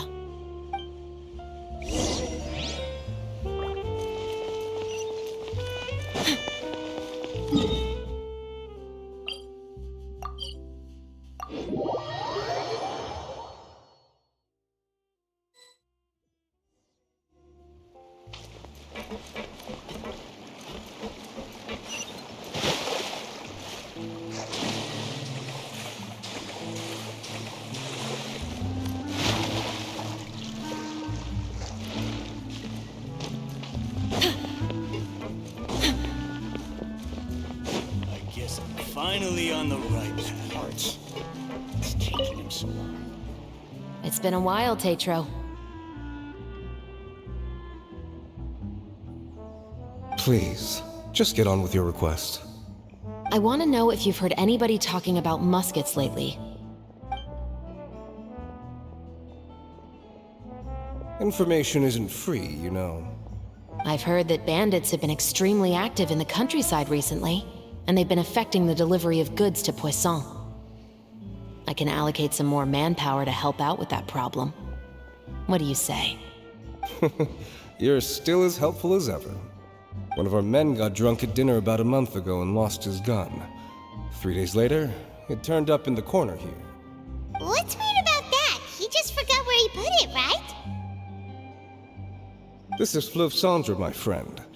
Anything of value left in the tavern won't ever make it to the next day. But that gun turned out to be an exception. It didn't get any new wear and tear on it, and didn't even appear to have been fired. We were quite mystified as to what could have happened. I suspect it came back because the weapon was already known to the guards. You mean, a criminal was afraid the Marechaussee Phantom would use the shot marks to track them down? Maybe. But if that's the case, the culprit really took great care to avoid getting caught.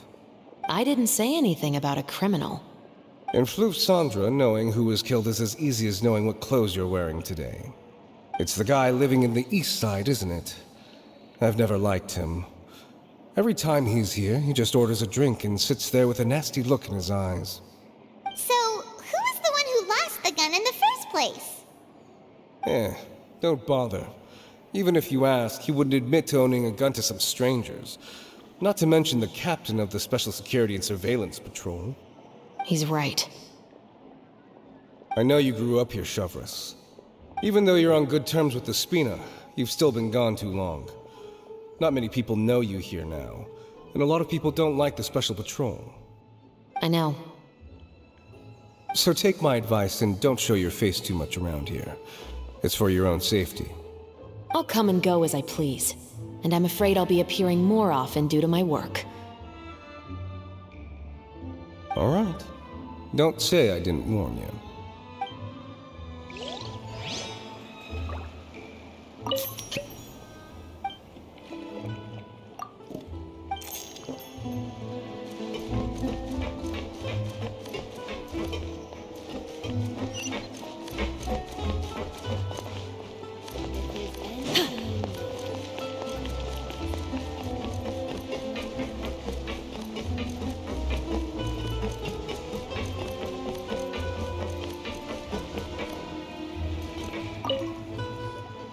Hello, I'd like to ask some questions. I don't know anything. Don't worry, I'm not here to arrest anybody. You say that now. It's the truth. Here, Take this as my guarantee. Wait, did Paimon just see what she thinks she saw? Is the captain of the special patrol bribing a citizen? Seems you're different from the other guards. What do you want to know?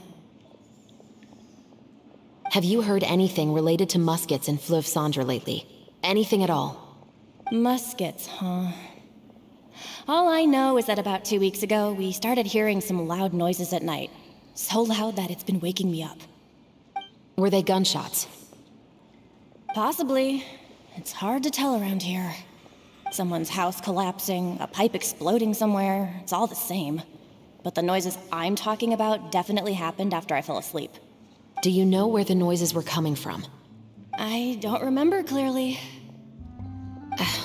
Is it that you don't remember, or that you need to think about it some more? You tell me. Then please, think about it some more.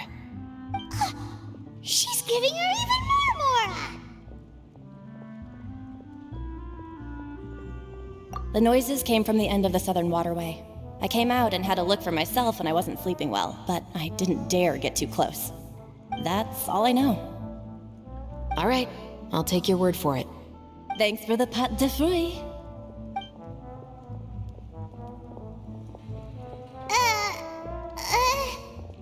No need to be surprised.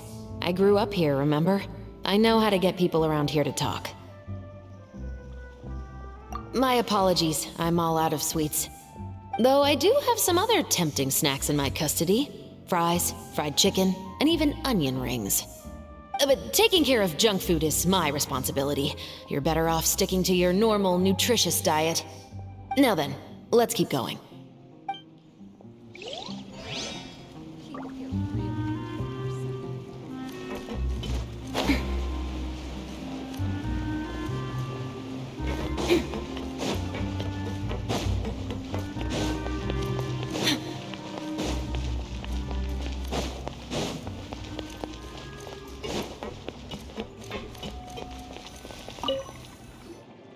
What's all this?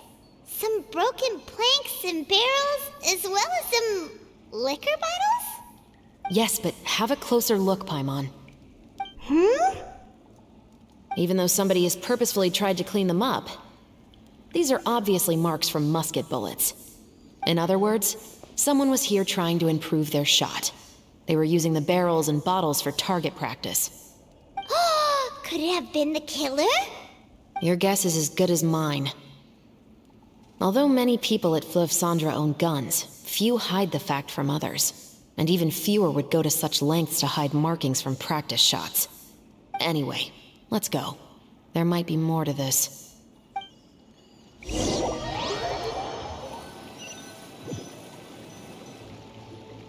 Seems like that's all we'll be able to uncover for today. Paimon feels like we managed to learn a lot more here than up on the surface. Yes. Assuming that everything we found is indeed connected to our suspect, then their timeline was probably something like this. A month ago, our suspect found a gun and took it home to disassemble it. Once he'd figured out its mechanics, he brought it back. In the following weeks, he used some parts to create his own makeshift musket, and took it to the Fleuve Cendre for target practice. Then, a few days ago, he found his target and carried out the murder. Once the deed was done, he left a rainbow rose on the body, just like the scene in the novel. That all makes sense to Paimon, but we're still no closer to figuring out the killer's identity. The deceased was a resident of Fleuve Cendre. It's said that he was a poor, solitary man. Yeah, that's also something I'm trying to figure out. If we are indeed following the novel, and there's a story behind the murder, then this murder should be an act of vengeance. But according to our investigation, the deceased didn't have any enemies. He was no saint, but no one's heard of a rival who hated him enough to shoot him dead, much less care to leave a rose on his body. What message is the killer trying to convey, and to whom exactly? We've thoroughly investigated that possibility.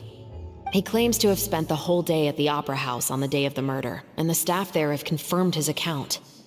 Okay, so he has an alibi.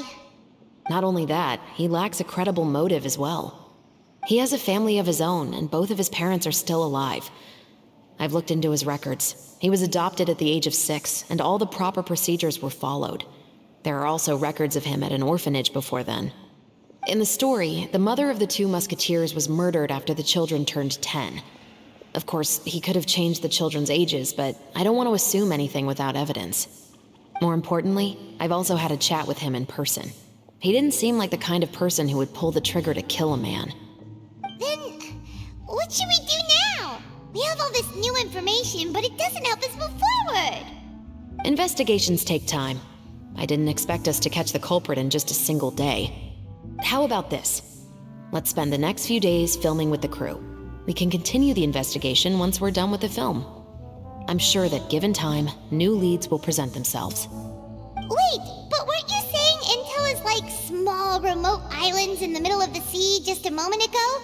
Wouldn't you just miss them if you were to stop looking?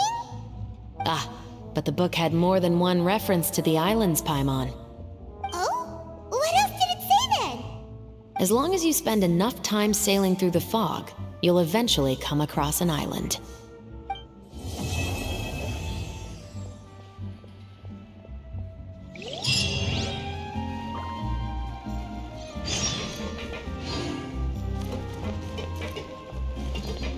Say cheese!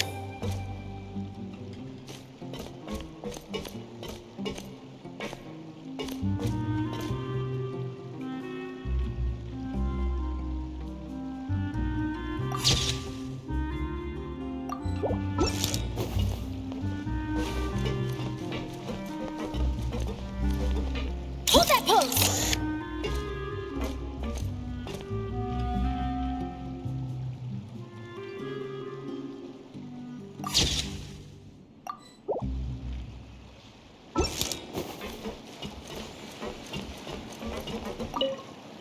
What? Never thought that the captain of the security and surveillance patrol could come from the Fleuve Cendra? You mean rising through the ranks? It was a struggle, for sure. But as long as you can distinguish yourself through your accomplishments and skills, you'll eventually be recognized for your worth. If you look at it another way, my life at Fleuve Cendra has actually taught me a lot of valuable skills.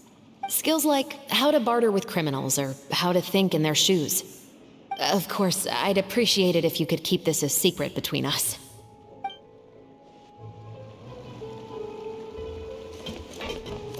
Say cheese!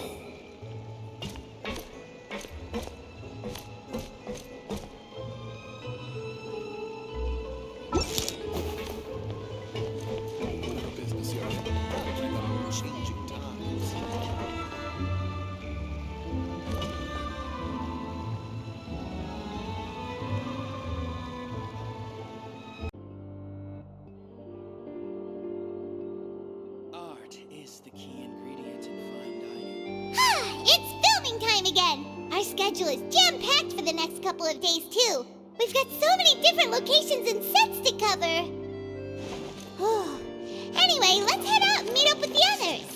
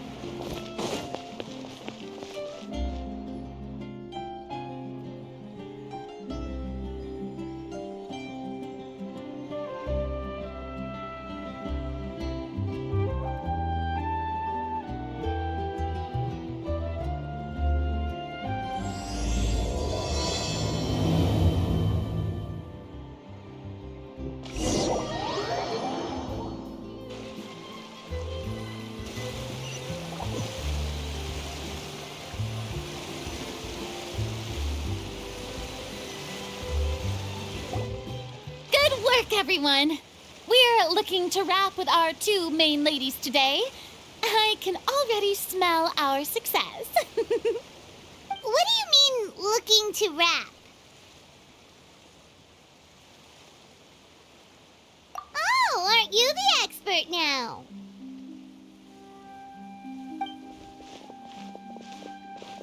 This upcoming scene is the two musketeers' final confrontation with the Baron. There will be quite a bit of action, but no choreography beyond what we've already rehearsed. Anyway, get ready. Lights, camera, action! The view is beautiful tonight. It reminds me of that fateful night 10 years ago. And now that I've said it, I can even make out the faint fragrance of herbal tea in the air. Enough, villain! It's time that you pay for the death of our mother! My dear Iris, have you forgotten your manners? How can you speak like this to your own father? I'd sooner swallow all of my teeth than call you father. What did I expect? Seems the daughters have turned out to be just as obstinate as their foolish mother. In this world, Mora and status is everything.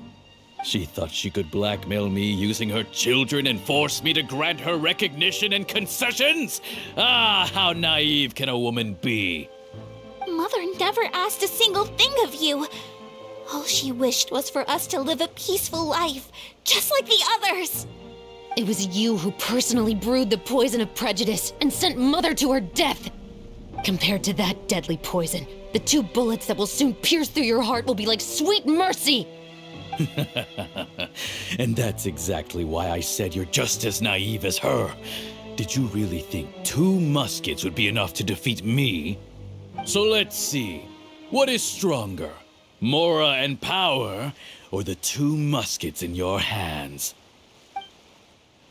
Get them! Tulip! There are too many of them! It'll be okay. We'll cover each other, Iris.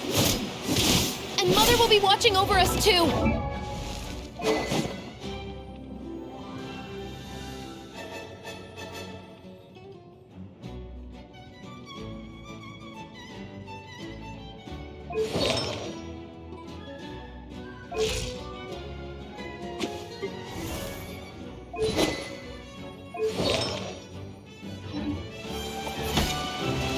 Justice will prevail! Stop right there!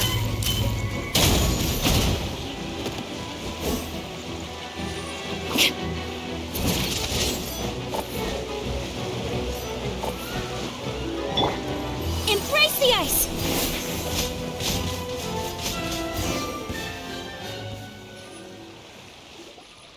You've lost. To think I'd lose to my own 2 kids. We are no children of yours, and we'll never call that place our home. Then tell me, what did you do all this for? You lost your mother, and will soon kill your father as well. What will you gain in the end, other than sentences for your crimes? We will gain our long-awaited justice.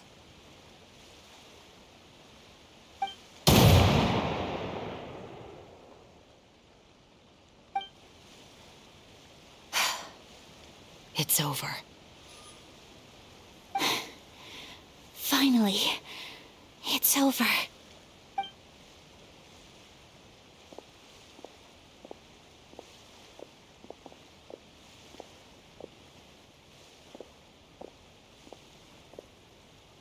So, where will you go now, Tulip? I'm not too sure, Iris. Maybe somewhere with lots of flowers? After all, Mother always did love going where the blossoms were. What about you? I want to go visit Mother's grave. Yeah, that's not a bad idea. Huh? Tulip, look! What is it? It's Mother's favorite, the rainbow rose. Look, it's blooming again.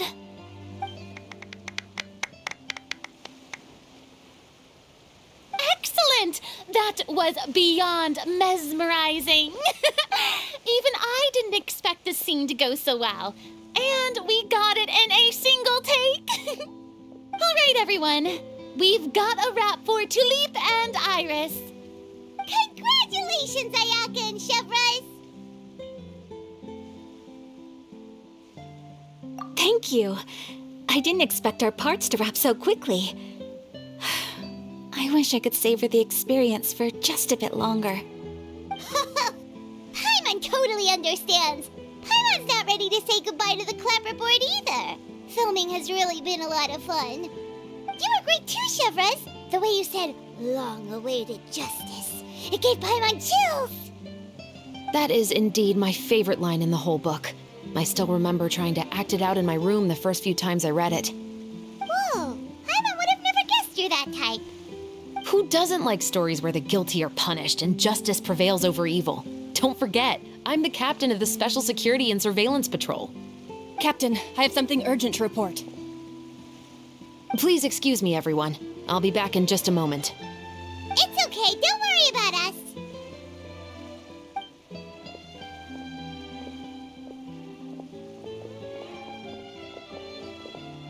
Oh? Was she whisked away by work already? I was just about to tell her how great she did. It seemed like some urgent official business. Then perhaps we should thank the stars that we were able to wrap both of your parts so quickly today. Switching around the filming schedule would have been a real pain. Anyway, I actually came over to let everyone know that we're all done for today. You can go home and get some rest. And one last thing, Miss Ayaka. Your acting skills today were immaculate as always. Are you sure you won't consider taking up full-time acting?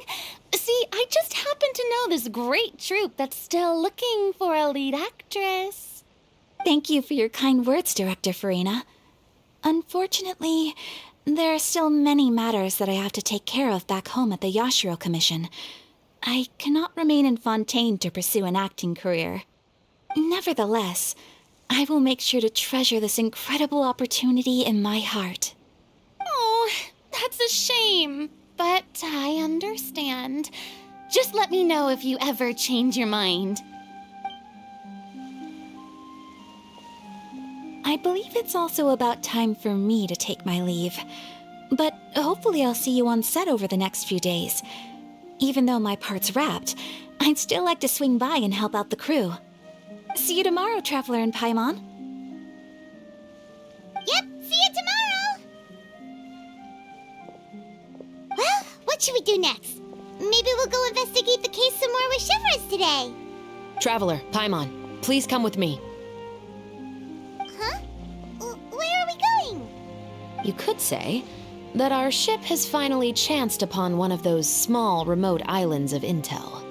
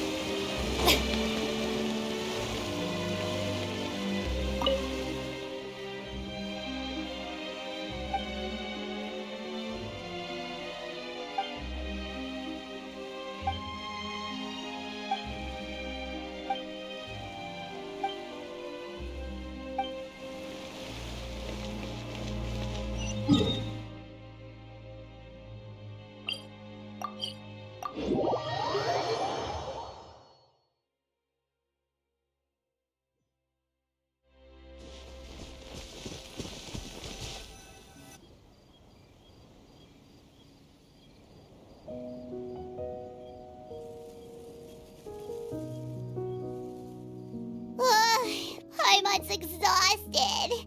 Paimon definitely didn't expect having to float this far after a full day of filming.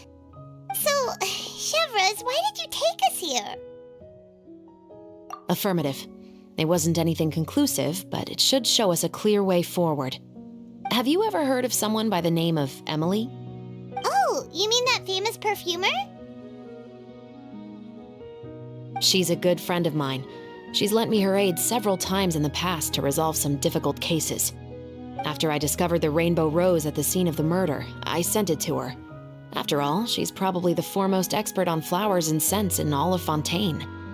And then? There was nothing remarkable about the flower or the trace amounts of soil left on it. But according to Emily, the rainbow rose left by the killer was derived from a very rare cultivar. Huh. Paimon didn't know that there were different varieties of rainbow rose. Paimon just thought they grew everywhere in the wild. Flowers that are deliberately cultivated will always show some different features from those that bloom in the wild. We already knew that the rose left at the scene belonged to a special cultivar, but with Emily's expertise, we were able to pinpoint the place where it was first picked from. Oh, Paimon gets it now. So whoever first planted that rainbow rose was probably the killer. Precisely. And after we checked what we learned against some sales records from the past, we discovered that there's only one person in all of Fontaine who could grow and sell this specific cultivar. Really? And who is it? It's the novelist. But didn't you say he had an alibi?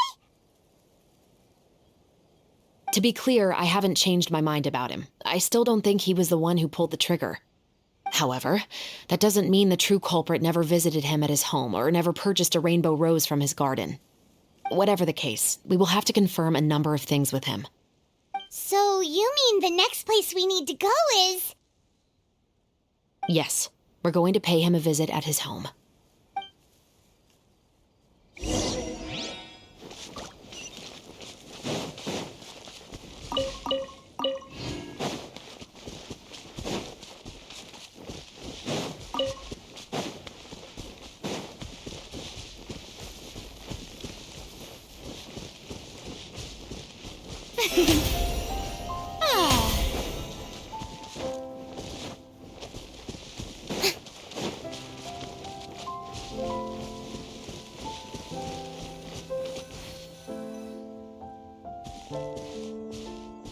That should be his house. There are so many Gardamex stationed around the place. That's pretty unusual, right? According to what he told me last time we spoke, he hired them so he won't be harassed or disturbed. Huh. So there are a lot of flowers in his garden, but Paimon doesn't think we'll be able to pick one without alerting the Gardamex. Right, which is exactly why I think there has to be a special connection between him and the killer. So, should we knock? Just wait here for now. I'd like to take care of a number of those Gardamex first. But they're so far away. How are you planning to do that? Don't forget, Paimon, I'm actually the real-life captain of the Musketeers.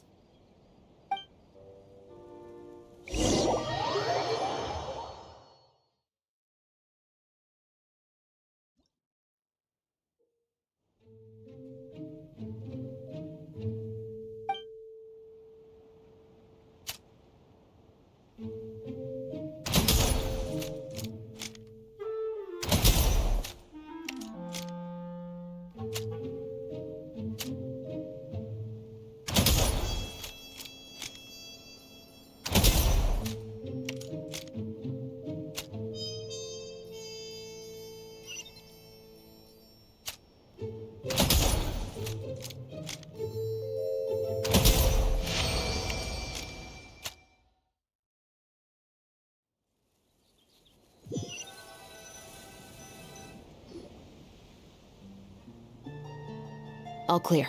Let's go. Wait! Paimon's a little nervous now that we know he could be the killer. Can we go over our plan of action again? I'll go knock on the door and make sure it's safe inside. Once we're sure that we're in the clear, I'll ask him to come with us for a quick round of questioning at the guard's headquarters. But can't we just arrest him? We still have no evidence that he's the killer, or that he lent the killer any direct aid. Still, it would be appreciated if you could pick a rainbow rose from his garden for me while I'm talking to him. It'll help the Marachose Phantom confirm Emily's theory. Sure, no problem. Just be careful, Chevreuse.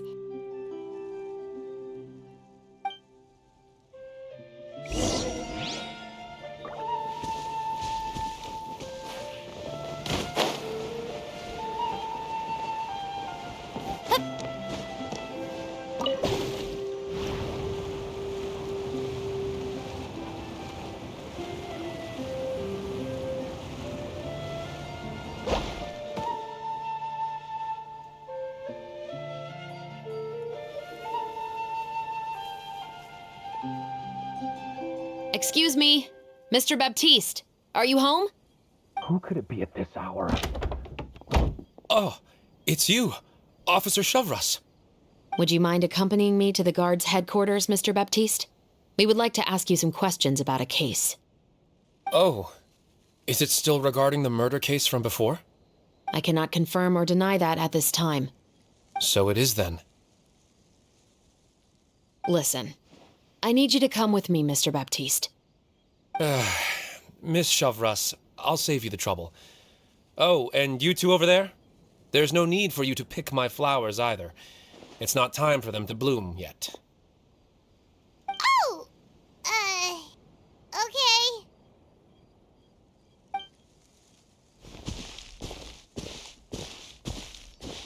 By saving me the trouble, you mean... I will confess. I was the killer. Huh? He just admitted he's guilty! Please relax, everyone. I'm not armed. The musket you're looking for has been buried in my backyard. Then it's my responsibility to inform you, Mr. Baptiste, that everything you say right now will be used as evidence for the inevitable trial. Yes, I am perfectly aware of that. I must say, I hate this feeling. Oh? Is it because I confessed? Or because you've been proven wrong? Both, I suppose. For the same reason as the one I wrote out in my novel, of course. I did it to exact revenge. I know you haven't figured out the link between the two of us. Had you done so, I'd have been taken away to the headquarters a long time ago. But that won't stop me from always remembering his grotesque face. After all, he was the one who killed my mother. Your mother is still healthy and well. You know, I was adopted as a child. I was referring to my birth mother. That was never recorded in the orphanage's records. Please forgive a 6-year-old child for concocting some lies to protect himself after watching his mother die right in front of him. So, your novel, it was like a record of your life? No, of course not. It was a work of fiction with many embellished parts. But I am indeed the illegitimate son of a wealthy and influential man who abused his power to murder my mother. That part was 100% real. But the man you killed didn't have a mora to his name. He was a hired assassin, an irredeemable beast who sank his fangs into a defenseless woman just for a few bags of mora. But if that's really the truth, you wouldn't be telling us any of this now. You still haven't managed to take revenge against your father, the true mastermind behind it all. I never thought I'd hear that kind of thing from the captain of the Special Security and Surveillance Patrol. I'm simply skeptical about your motives. It's simple, really. I've grown tired of everything and don't want to shoulder this burden anymore. You may have considered me too soft to pull the trigger. Well, as it turns out, you are exactly right. I've become overwhelmed by the aftermath of the murder. So you're going to call a stop to your revenge, just like that? The true mastermind is too rich and too powerful for me. I've accepted that I will never be able to avenge my mother alone. And so what? The characters in your book never gave up. Now, Officer Shavras, I'm the one who has killed a man, aren't I? Are you trying to convince me to commit another crime? What's your father's name?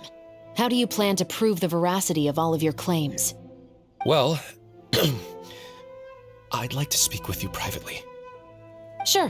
Why don't we speak privately at the guard's headquarters? No, it has to be here.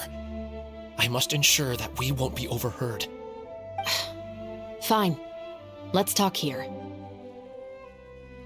When I said won't be overheard, I meant by anyone. I would like to speak with you and you alone.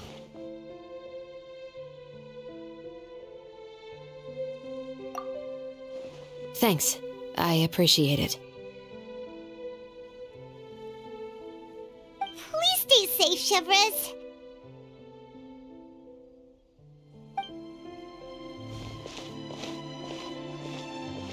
All right, let's hear it. Will you really believe what I'm about to say? Well, that depends on what you're going to tell me. Fair enough. Fair enough. Then listen closely.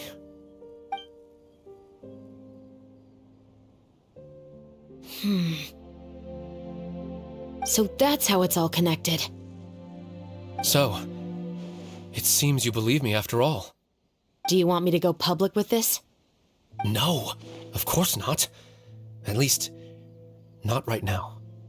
Then why did you bother telling me? You've read my work. What do you think? Even if you were to go public with all of this right now, he'd simply deny everything. It's been too long. Almost 20 years. Anything that could be used as evidence has long faded away.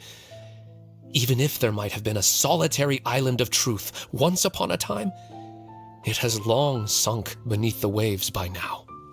Justice will never find him. Not if you don't try. I know that as the captain of the Special Security and Surveillance Patrol, you will always stand on the side of justice. But do you really think a cushy life in prison really constitutes justice for him? I bet he could lead an extremely comfortable life in the fortress of Meripede. What are you trying to say? I've been observing you from a distance. Your portrayal of the musketeer was exquisite. Pull the trigger of justice against him. Let the villain get what he deserves. You want me to let you go so you may complete your revenge? No, Officer Chavras. I know that would be impossible. No. What I'd like is for you to perform the deed on my behalf. Oh, Chevres sure is taking her time. What could they be talking about anyway? Oh, Paimon's worried. What if he decided to attack her?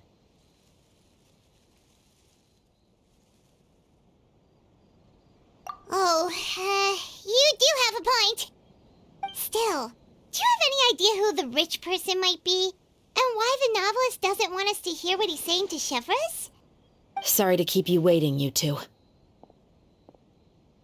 Hey, how did your talk go? I've already sent someone to escort Baptiste back to the headquarters for questioning. He wasn't lying about the musket. It was indeed buried in his backyard. But what about the name? Did he tell you the name of the rich guy? Yes, he did. But for now, I have to return to the Special Patrol. There are still a few loose ends I need to tie up.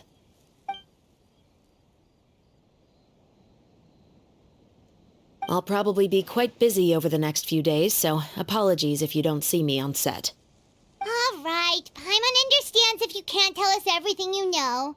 We'll just keep an eye on the Steambird then. Actually, there's still something else I need your help with.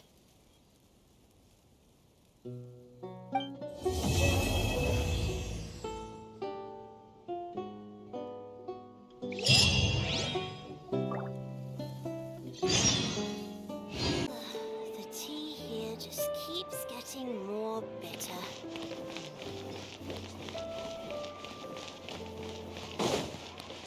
No way! I'm not guessing. We haven't seen Chevres since that night at Baptiste's place. Well, guess there's no point in worrying about it now. Let's go join up with the others.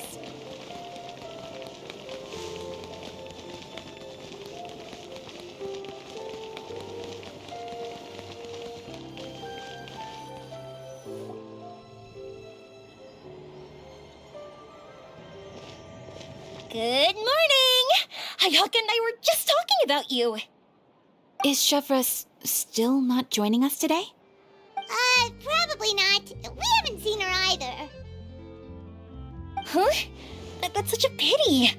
Director Farina said that we've only got a few small scenes left before wrapping up the entire thing.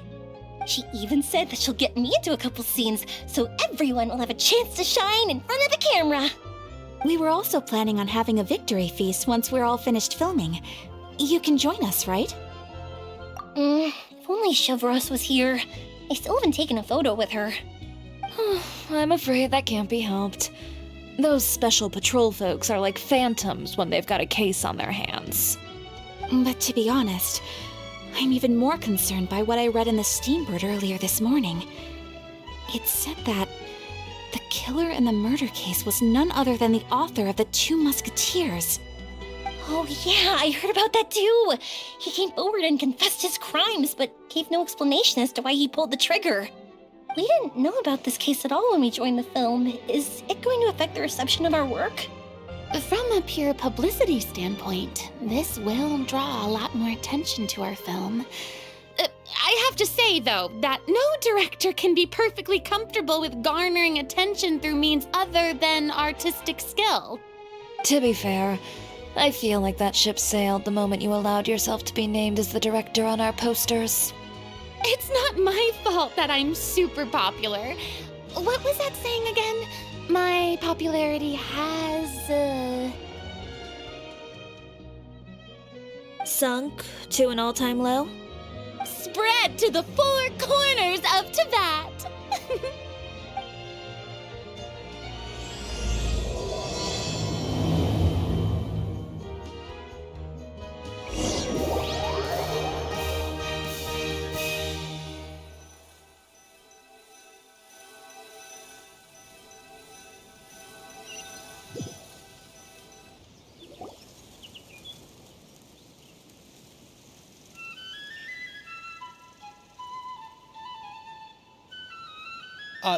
Excuse me, everyone. Xavier! Feels like it's been ages since we last saw you. I've been talking nonstop with the Film Association, and I'm absolutely swamped trying to coordinate the film's marketing. So forgive me for not being around more often, but please believe me when I say that I will make sure everyone's hard work gets the exposure it deserves. Oh, seems like you've been fighting your own battles. Yes, that's one way to put it. Oh, and before we begin the final round of filming, please allow me to finally introduce you to the original investor of our film, Mr. Morris. A pleasure to meet you all.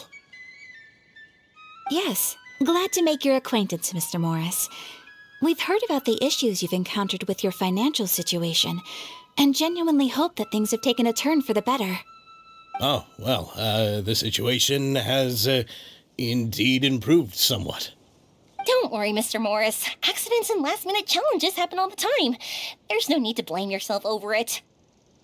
The good news is that we're almost done filming now, and I would even say that this is the best story I've ever seen. Is that so? I say that's great news. All right, now that we've gotten all the pleasantries out of the way, let's get this show on the road. We'll mostly be filming typical people and scenery from the streets today to improve the sense of environmental ambiance in some parts of the film. Oh, and there'll be a cameo for Mr. Kamisato and Miss Yoimiya as well. They'll be used to show outsider perspectives on the fates of the Two Musketeers. That's right. Ayato should be here any minute. Excellent! Then let's start with the scenery shots. Camera and clapper loader, you're up. Yep, we'll be ready. Remember, all we need are some wide zoom shots of the streets. If you happen to find some particularly lovely patches of flowers and grass, feel free to grab some close-ups of those as well. Ready? Lights! Camera! Action! Okay, now move the camera slowly. Try to focus on that flower. What's wrong? Just adjust the focal length a bit. Something the matter?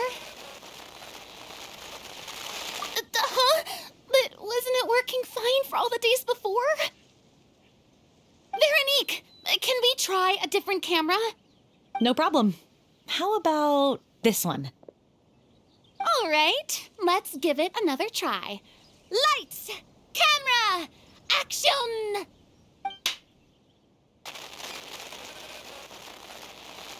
Don't tell me. This one is broken too? Veronique, do we have any other spare ones we can use? I'm afraid we only brought these two today. What? Then go find a workshop to get them repaired right away. Oh, and you too, Bono. Go find our spare camera in the warehouse and bring it back to the set. On it. Greetings, everyone. My apologies for the delay. Is something the matter, Ayaka? It seems like there are some issues with the filming equipment today. We're stuck for the moment. I see. Well, let's not just stand here twiddling our thumbs. Actors, to the makeup booth. We'll start on the next scene as soon as we get a working camera. The people at the workshop told me that the part which holds the lens in place seemed to have fallen off. That's super strange. It was perfectly fine just yesterday. Well, no time to dwell on that now. Let's get back to filming. Ahem! Quiet on set! Places, everyone! Lights! Camera! Action! By the way, have you heard about that recent murder case? Yes, I have. It seems that they've caused quite the commotion in the city. I heard that the chief of the guards is so mad about not catching the culprit that he's about to explode. Oh? I find that quite hard to imagine, considering how he already looks most days. Director, we have a problem. Oh, we're in the middle of a take! Couldn't you wait until we wrapped up this scene? No, Director, our film, all the finalized film that we've been keeping in the case has disappeared. Oh, wait, well, what did you say? Mr. Bono, please take me to where the film was kept right away. I'm coming too. No, Yoimiya, you have to stay here. Oh. Okay, listen up. Everyone who's not working on this current scene can go with Bono to look for the film. Everyone else, stay put and wrap up the scene. Unbelievable. How could all these problems happen in just one day? We're back. How did it go? Did you find the film? We found it in the sewers. Huh? In the sewers? Is the film still okay? We discovered it just in time, so we should still be able to salvage it. The others are checking now to see if we lost any specific scenes. Oh, you scared me for a moment there. I nearly thought we had lost everything. I really don't want to experience that feeling of despair again. Okay, but who could have stolen the film and dumped it there? Could it be, some competitors working on other films? But if they wanted to harass us, why wait until the last day? Okay, we don't have time to really look into it right now. Let's strike while the iron is still hot and wrap this thing up once and for all. Yeah, let's finish it.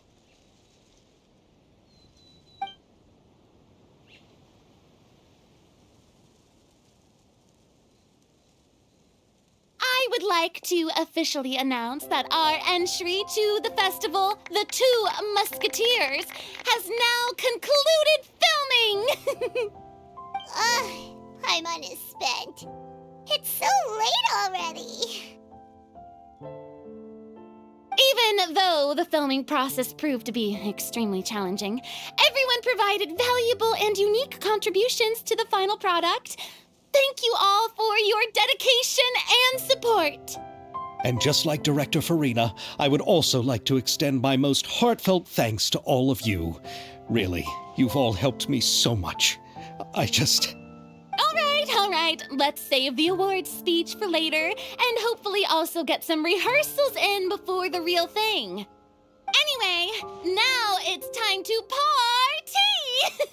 Let's all make our way to the beach and have a celebration feast so loud and fun that even the blubber beast will want in. Party! Party! Paimon wants to party!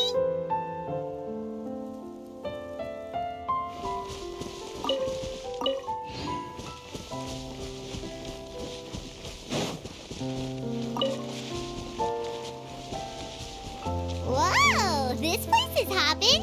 Everyone's finally getting to relax after wrapping up the film! Let's go...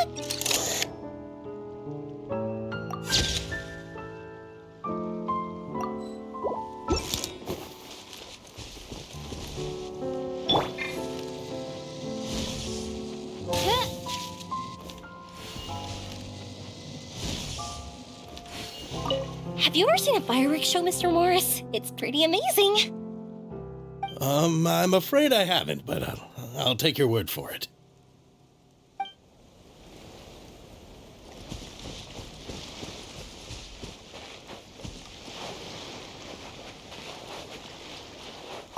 I was thinking, if this film turns out to be a success, could I ask the two of you to stay and be a part of my crew? Of course, I'll definitely increase the pay for next time. I'd be more than happy to, Mr. Xavier. Thank you for the offer, Mr. Xavier. But I've made some plans to go on a journey to the other nations once the festival is over. Is that so? Well, then in that case, bon voyage, Miss Veronique. Please feel free to get in touch once you've returned to Fontaine.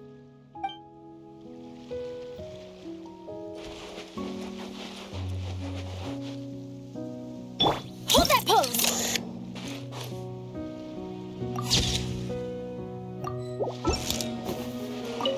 Oh, this is turning out to be quite the party.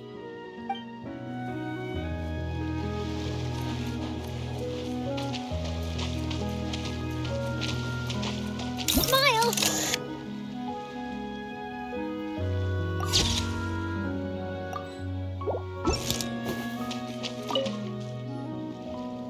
Hey, Ayato! How's your work been going? Everything went rather smoothly. Thank you for your concern. Ayato told me that we've already confirmed the dates for some Inazuma Fontaine cultural exchange events. So the next time we visit, we'll be doing so in our capacities as the representatives of the Yashiro Commission. Oh, that's great! Then maybe Paimon will be able to find Fontaine detective novels in Inazuma from now on! Oh, wait, wouldn't Yaimiko get upset if that happens? That would be stealing some of her business. You've got a point. She's always complaining that light novels have become bland and too predictable after all. The cultural exchange won't only feature literatures of both nations, of course. We have also made plans for cross-cultural engagements in the fields of gourmet cuisine, toy making, and artisan craftsmanship. Whoa! Paimon's getting super excited now! When the time comes, be sure to visit and participate in all the events.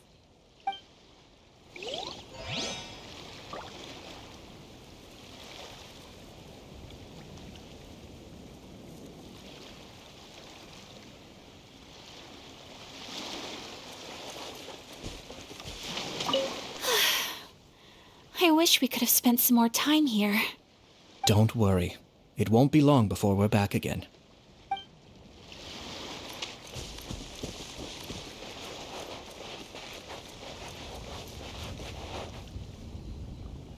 Hold that pose!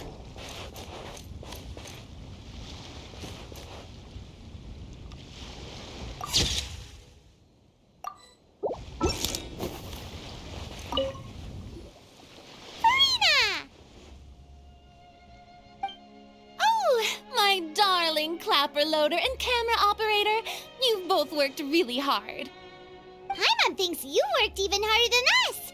Honestly, Paimon was getting a little tired of playing with the clapperboard by the end of it. Worst of all, Paimon started having dreams of you shouting, "Lights, camera, action!" into Paimon's ears. The actual dream can't even start until you've yelled that. Hey, if anything, shouldn't I be more grand and delightful than your dreams? We've been through so much together, and that's how your brain remembers me? That's not Paimon's fault. We've just used the clapperboard too much lately. Anyway, what's most important is that we wrapped the film. I'm pretty confident that we'll take first prize. Hey, no need to mention the official name. Wait, now that you mention it, if we did win the prize, would Farina just get a statue of herself? Come on, I don't need that kind of attention. Xavier can accept the reward on our behalf. But just imagine! Farina accepting the Farina Award and holding a Farina statue. I'm going back to my dessert now. You all can keep discussing that on your own.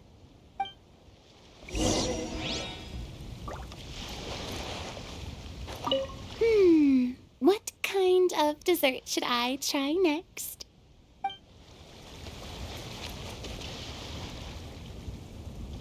Smile!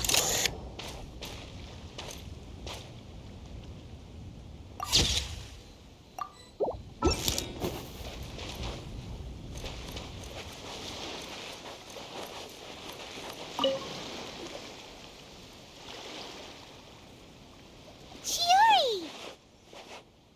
Hey, you two. Are you not really into these kinds of big social occasions? Not particularly. But this is still better than Fontaine Fashion Week. But if this film becomes a big hit, people will definitely come flocking to your shop. Yes, that's highly likely. As long as the film can premiere as planned. Are you still worried about the case? That and all the obstacles we had to face today. You're right. It's as if all our bad luck just manifested at once. But why today of all days? No, it's nothing. We've already delivered the film to the editors, so there should be nothing more to worry about. How are you doing, Mr. Morris? You having a good time? Well, you could say that. Do you happen to know when the party is scheduled to end? Judging by how much fun everyone's having, I'd say probably not until well after midnight.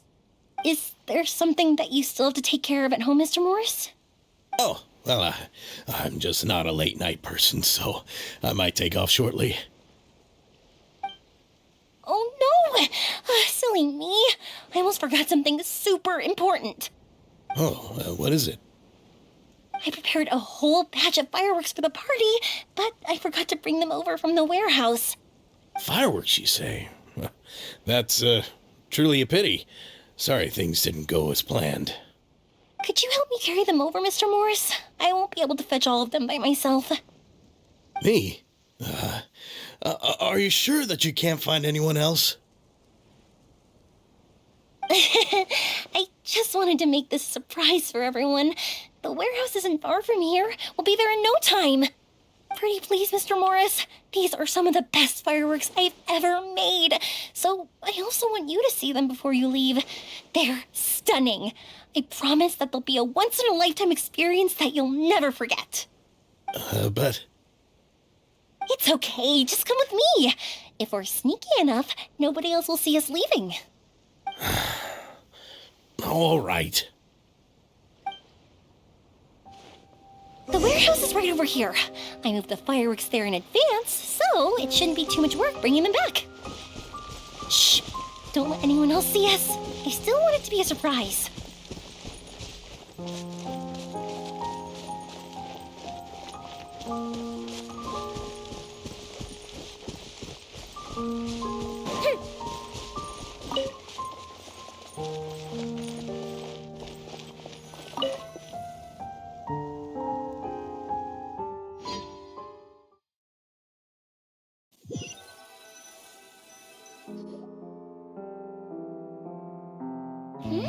It's dark in here. Wait here, Mr. Morris. I think the light switch should be somewhere over here. Why did I have to get roped into this? What was that?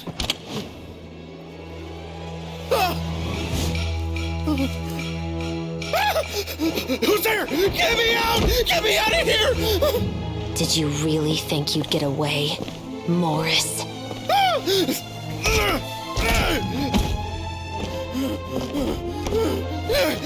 You've got the wrong guy. It wasn't me. I'm not the killer. You know, Eliza died a far more heroic death than this. She fought your assassin to the end, to save the children she had hidden beneath the floorboards.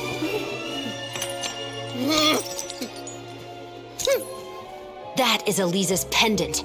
The one with a photo of you two inside. The one you gave her. Ring any bells? It's a fake! It has to be! There's no way! No way your assassin didn't destroy it, you mean?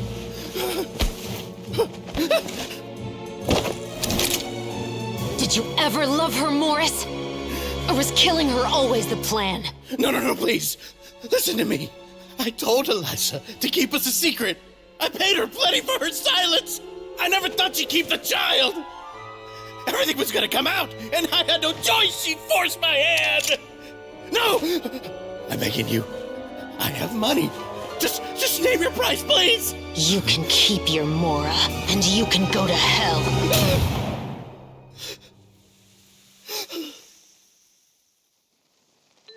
I'm Captain Shovraz of the Special Patrol. Morris, you're under arrest for Eliza's murder. Huh?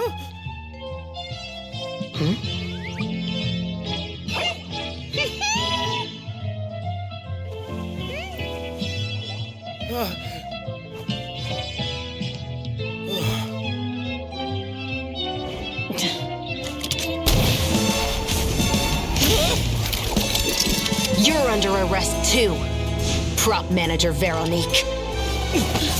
Or perhaps I should call you the Second Musketeer.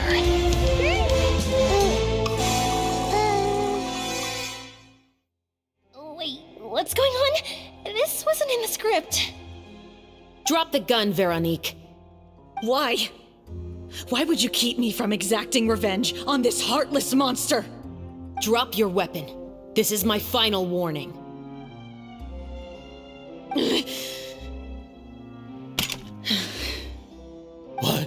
What is going on? Do I have to spell it out for you, Morris? Everything that took place just now was staged to get you to confess the truth. But this last part is all improv, of course.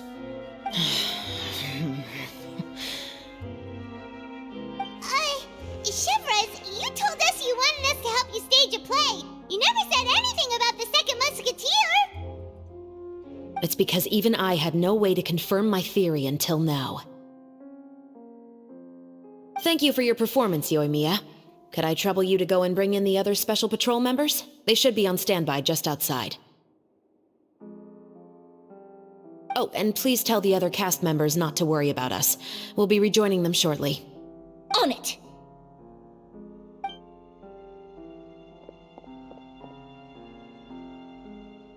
So what do you think, Morris?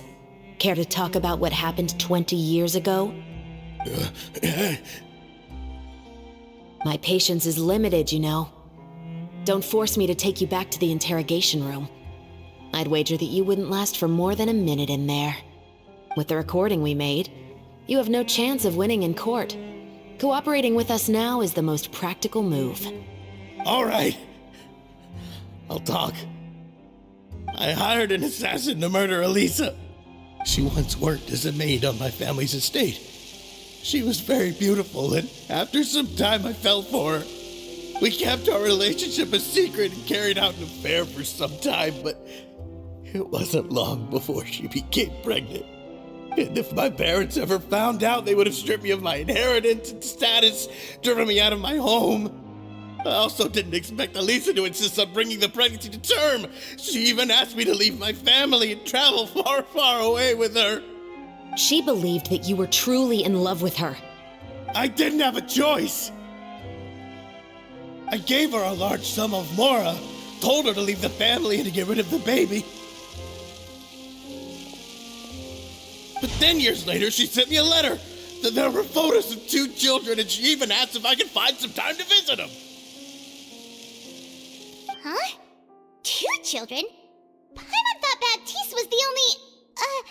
you mean... Even if she had the children against your will, you could have just ignored the letter entirely. Why kill her? I had just gotten engaged to be married to an heiress from another wealthy family. So if anyone were to find out about Elisa, my life would be completely ruined. I didn't have a choice. No, you always had a choice. You just made the wrong choice. Again. Do you know how it feels to watch your mother be killed right in front of you?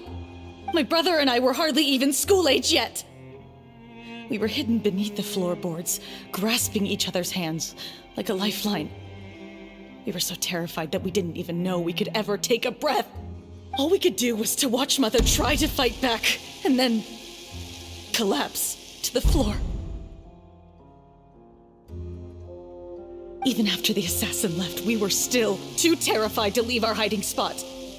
We thought that he might come back. It was only until the next evening when we finally climbed out and gathered around our mother.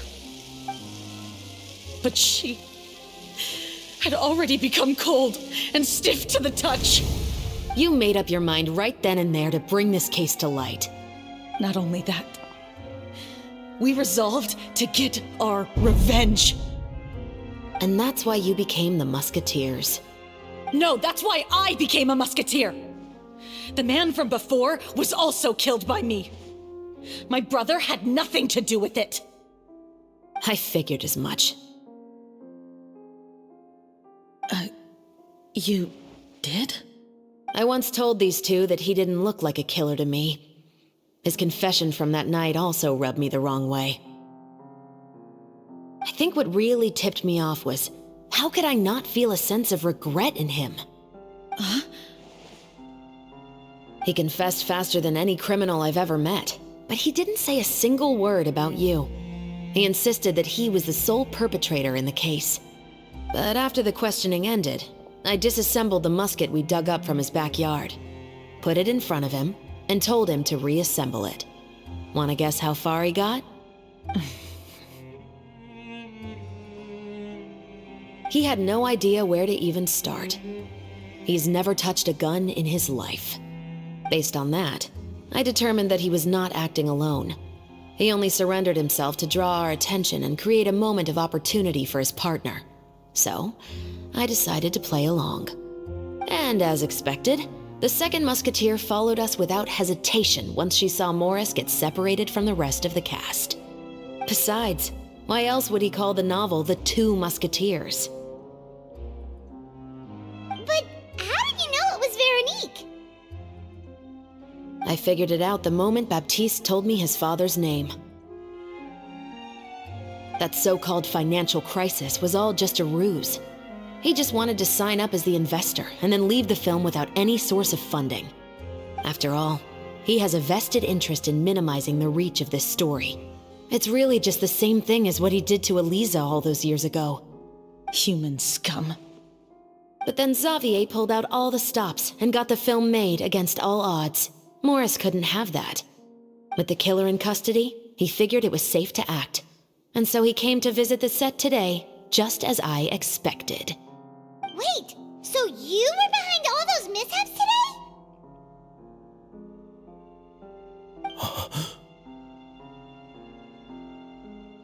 As for the identity of the second musketeer, I assumed they'd probably stay close to Morris and look for an opening. And if they already knew that Morris was the film's investor, then that narrowed the list of potential suspects as well. Furthermore, being the props manager would allow the culprit to avoid scrutiny by purchasing mechanical parts in the name of the crew. With that hypothesis in mind, I went back to check Baptiste's orphanage adoption records. Guess whose name I saw on the same page, just a few lines from his. My brother. He trusted you. As in, he trusted me to perform the deed on his behalf? He trusted you to stand on the side of justice. I am. I thought you could do it as well.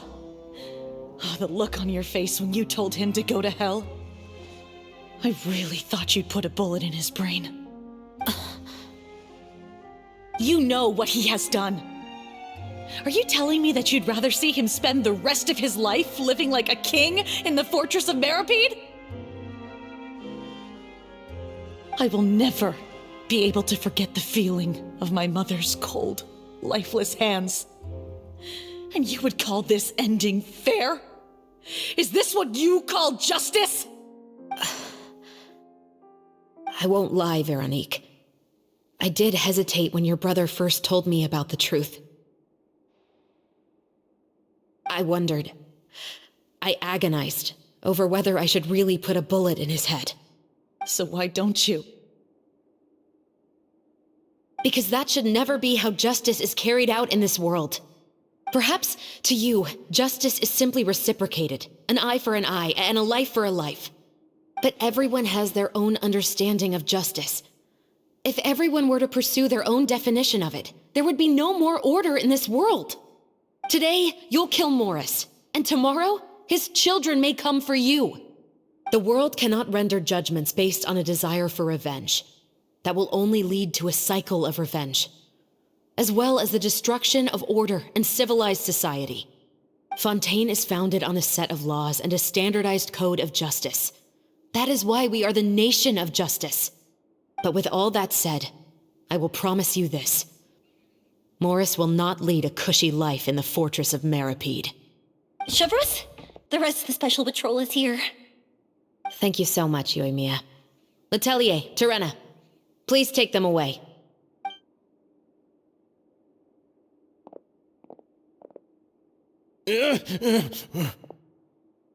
I still can't agree with your reasoning. I know. Justice has not been delivered. At least, not today.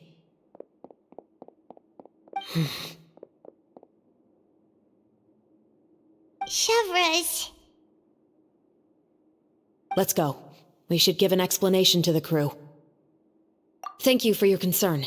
I'm fine. I'm just thinking about the things in life that have driven people to take justice into their own hands.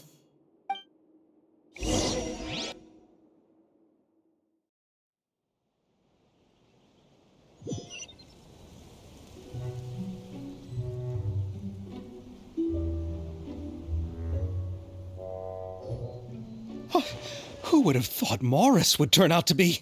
I'm at a loss of words. How could he have done something like this?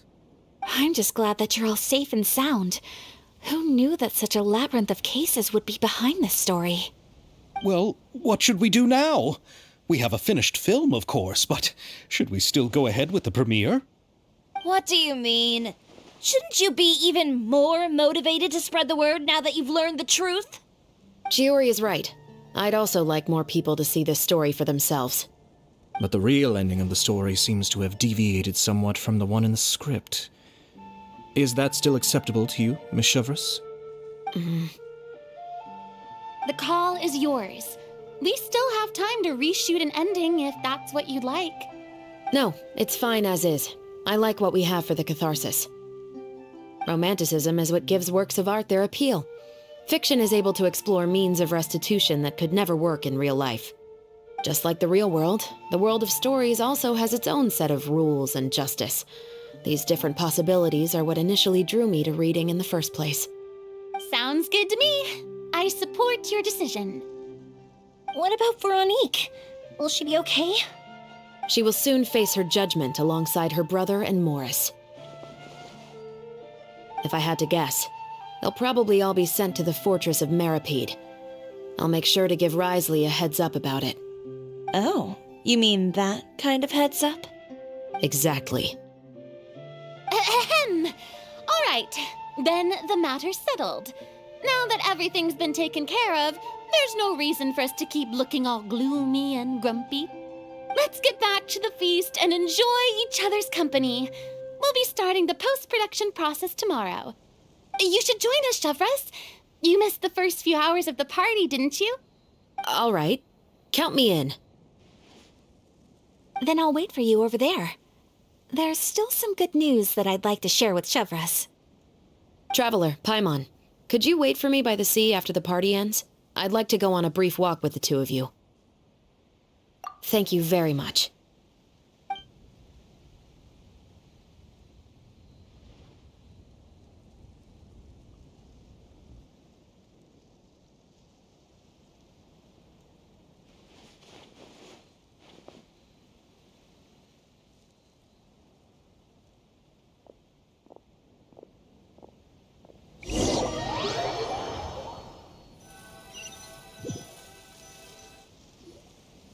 Sorry for the wait.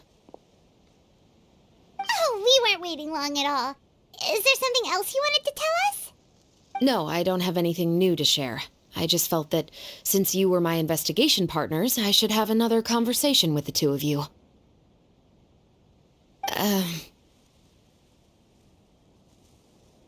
Traveler, how would you have responded to Baptiste's request if you were in my shoes?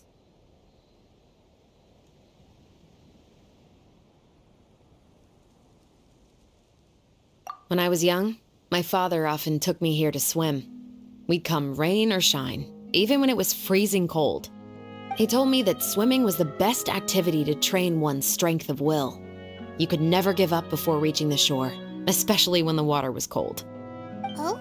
Why's that? Because the moment you give up would be the moment you die. At that point, I still hadn't received my vision. One winter, the chilly wind felt almost like knives on my skin, and the seawater was so frigid that it numbed my toes the moment I stepped in. I cried and begged my father to spare me from having to swim across, but he wouldn't listen. He used to be a member of the Special Patrol as well. You could say it was his way of educating his children. That sounds awful. When he saw that I wouldn't stop crying, he just picked me up and tossed me into the icy water. The bone-chilling cold took away my senses. I couldn't feel anything but fear and rage. I waited for my father to save me, but one look and I knew he'd already started swimming for the opposite shore. I realized that if I were to give up, I really would die right then and there. I used all of my strength to try and catch up to my father. Those few minutes felt longer than my whole life up until that point. I did, however, make it to the other side. I've never felt afraid about anything in my life after that, nor have I ever cried again. That way of teaching would have never worked on Paimon. Yeah, I don't think that was the right method for anyone. It's just that, working now as I am in the pursuit of justice, I still sometimes feel like I've been tossed into that winter sea all over again. The anger and the helplessness. Chevreuse.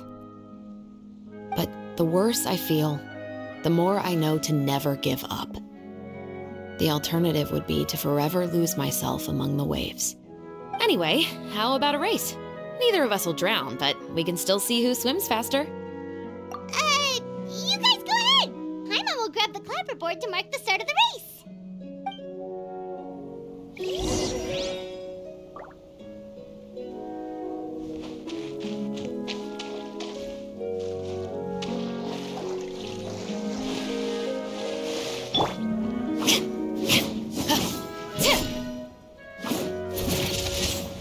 Final warning!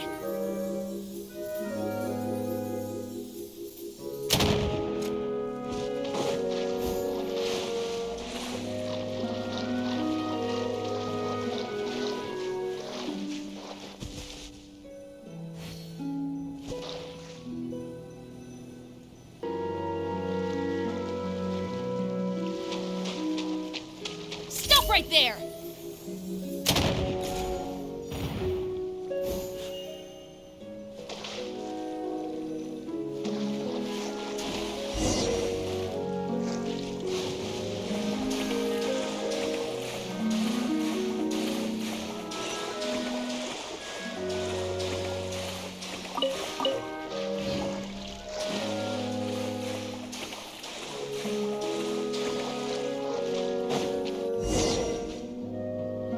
Oh, that felt good. You were so fast in the water, Chevreuse. You were swimming even faster than Paimon can fly. So, about the Special Patrol, did you join because of your dad? Partly, but I'd say I was more inspired by the heroes I read about in stories growing up. Oh, so it's due to your love of stories. Of course, it was only after I joined the Special Patrol that I learned that truth is often stranger than fiction. Come on, let's walk a bit more.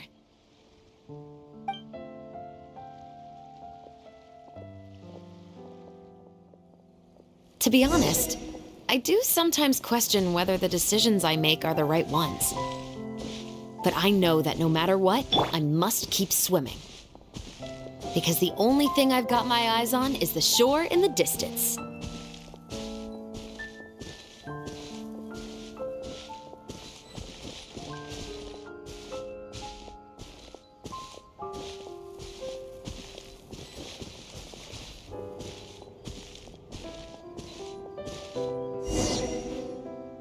Thank you for coming on this walk with me. I feel a lot better after getting all that off my chest. Huh. We're nearly back at Baptiste's house. Huh. You're right. I didn't realize we were so close. He really did plant a lot of flowers. It's just like how he described it in the story. Huh? Wait. Paimon, Traveler, look! The rainbow roses in the garden. They're in full bloom now.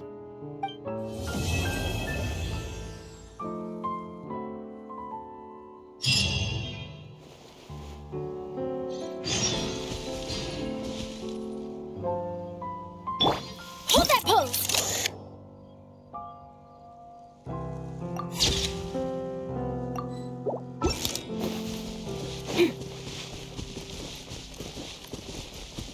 Smile!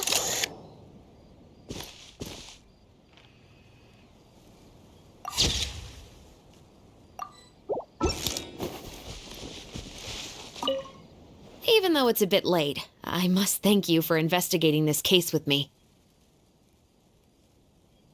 Not on behalf of the Special Patrol this time.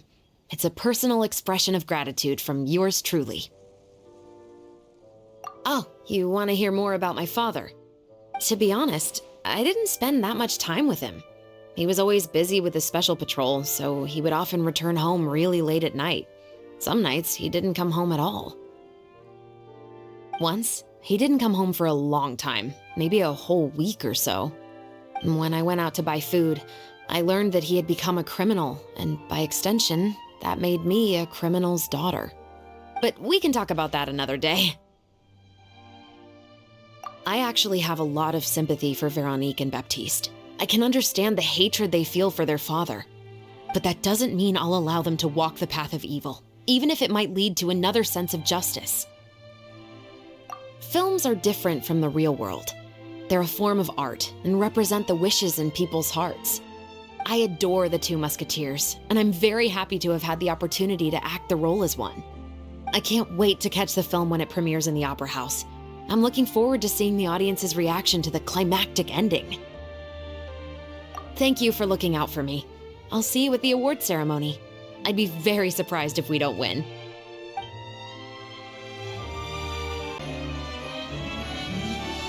Keep your eyes peeled and your mind engaged. You'll find there's always a new story nearby just waiting to be discovered.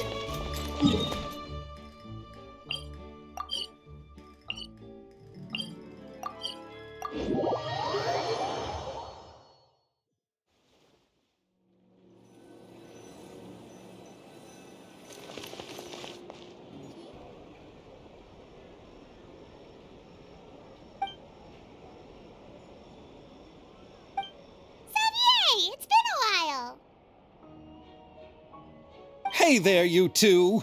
Sorry I've been scarce. I've been buried in marketing and preparing the film for release ever since we wrapped post-production. The award ceremony is today, right? Paimon wonders if we'll win the Farina Award. I'd give it a 90% chance. Farina! Oh, Paimon didn't know you were already here. You're earlier than everyone else. I'm sure the others will also be here in no time. Xavier, if we end up getting called on stage, shouldn't you come up with a name for our crew? But we don't even know if we're going to win. I wouldn't want to jinx our chances by celebrating early. Just open your eyes! Surely you've seen the audience's reactions to our film. We've had nothing but critical acclaim. You've also had conversations with the Opera House's operating staff, right? Didn't they want to increase the number of showings? With the mora you've made from the box office, you can now open your very own film company. But that's all credit to my amazing crew. You've all helped to make this a reality, so I can't be the only one asked to come up with a name. Well, give it some thought. I'm sure the crew will respect your choice. All right, but before that, Traveler and Paimon, could I trouble you to quickly pay a visit to the Fortress of Meripede? Huh? But shouldn't we stay for the award ceremony? I wanted to ask you two to invite Shavraz to join us at the ceremony. She's one of the lead roles, after all. I haven't been able to find her recently, so I haven't had the chance to invite her personally. According to the papers, the culprits of the Musket murder case will be personally escorted today by the captain of the Special Patrol to the Fortress of Meripede. Oh, Paimon gets it now. Yep, just wait here, Xavier, and maybe try to come up with a few snappy-sounding names. All right, then I'll leave you to it.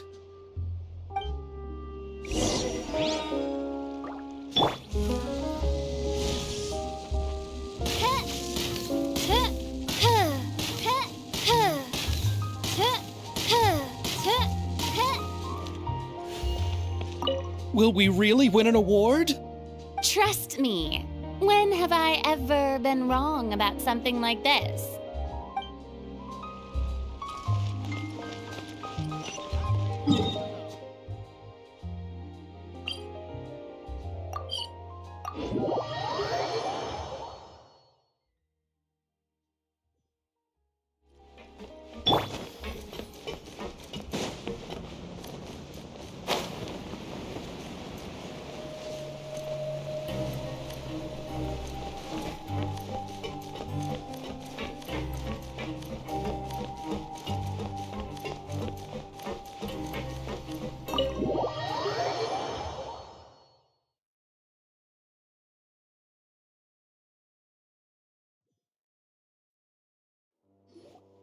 This is as far as I'll be taking them. I'll leave the three of them to you now. Got another errand to run? Something like that. I'm expected at a party. Now that's something you don't hear every day. Found a new pastime? No, it's just a special occasion. Shavraz! Risley! Festivals really do bring people together. It's been a while since I last had so many visitors at the Fortress of Meripede. Call it the festival spirit, I guess. Yeah, you could say that.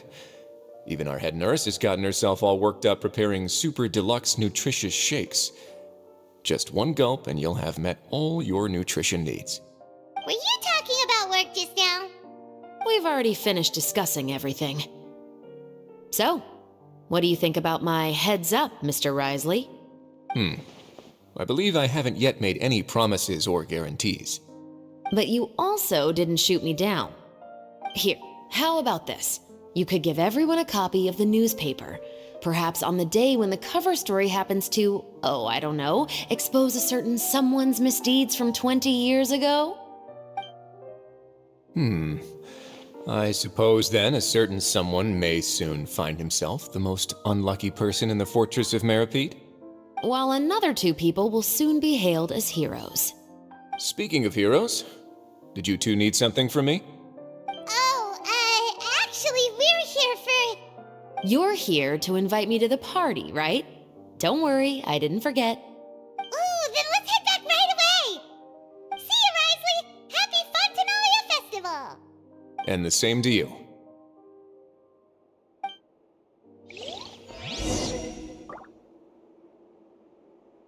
Smile!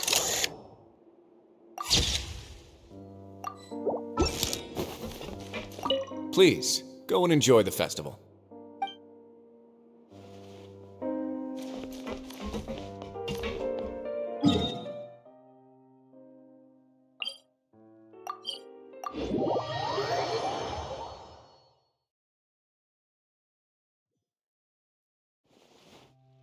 And the winner of the Farina Award for the first Fontanalia Film Festival is... the Two Musketeers!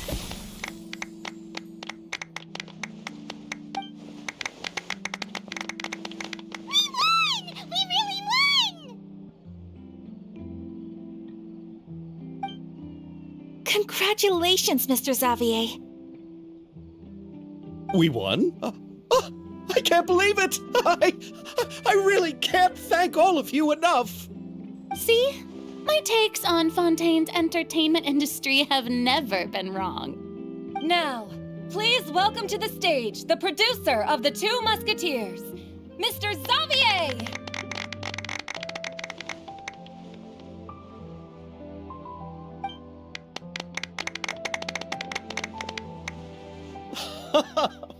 Thank you! Thank you all so much for your recognition and support. While I'm up here, I would love to give special thanks to... Time really flies, huh? It certainly feels that way. It feels like it was only yesterday when you were teaching me to hold a musket. Will you come back to Fontaine again? Of course! I'm very fond of this city. There are so many novel and interesting things that it's been hard to keep track of them all. But how about you? Would you be interested in visiting Inazuma? I can't say the thought has crossed my mind before, but I'd be willing to consider it now. I will be eagerly awaiting your visit. It would be wonderful if you could visit my home and enjoy a taste of our tea and desserts. Yeah, let's keep in touch. Did you accomplish all you came here for? Yes. And you should visit Inazuma again sometime. How has Ogura and her business been? To my knowledge, she's doing quite well. Tell her I said hi. I certainly will. I heard the thunderstorm has stopped. Yes, and the war has also been brought to an end. Peace and prosperity has returned to the islands. I quite like the sound of that. Perfect for hanging textiles out to dry. I'd like to offer my thanks again to the entire cast and crew. Without you, I would have never completed this film, much less had the opportunity to be standing on this stage.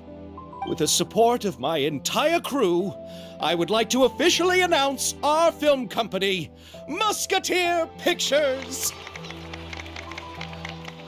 Woohoo! That has a really nice ring to it. Then in that case, let's please welcome all the members of Musketeer Pictures onto the stage for a commemorative photo.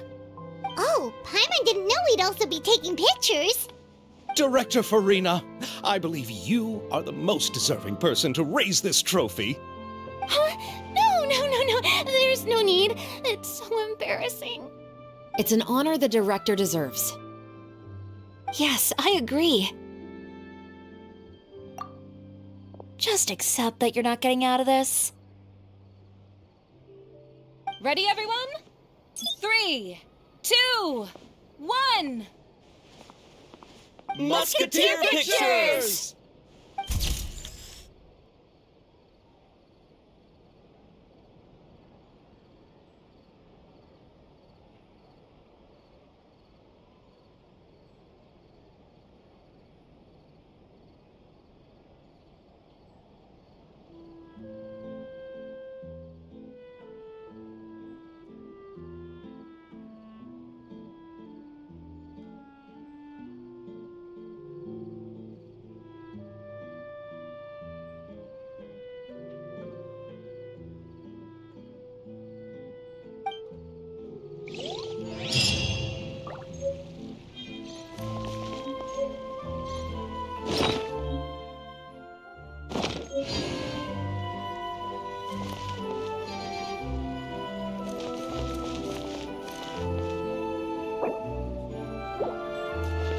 Say cheese!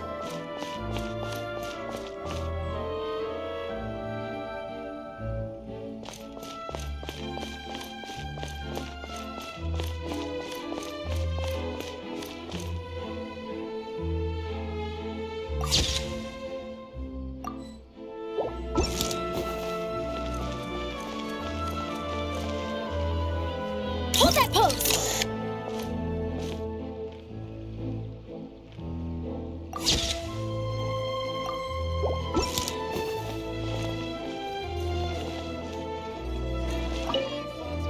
Lady Farina, please allow me to take just one more photo of you. I would also love to get your autograph, just as a memento of our time together on the crew. Hey, I've had enough of the camera flashes from when we were all up on stage. But, Lady Farina, you are the best director I've ever met! The most photogenic maiden in all of Fontaine! This kind of lively and celebratory setting is exactly where you shine. I believe all photographers would agree. Come, the brightest star of our land! Show us your light! The camera is waiting to sing praises of your beauty! Well, I'm flattered, but... All right. I'll humor you and try a few more different poses. But I don't have to hold the trophy, right? Of course. You may pose however you like. Thank you so much. Thank you so much. By the heavens, my luck has been beyond belief. I'm having a hard time coming to terms with it now. Oh. Say cheese!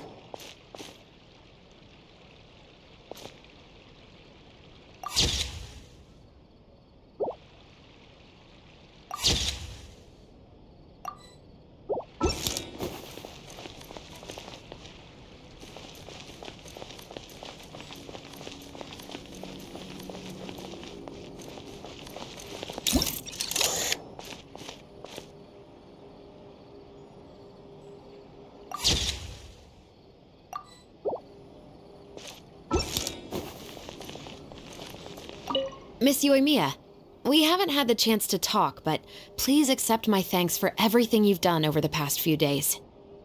Oh, but I feel like I didn't do anything out of the ordinary. I'm very grateful for your assistance during that special performance in the warehouse. It was always going to be somewhat risky, to engage and draw away Morris all on your own.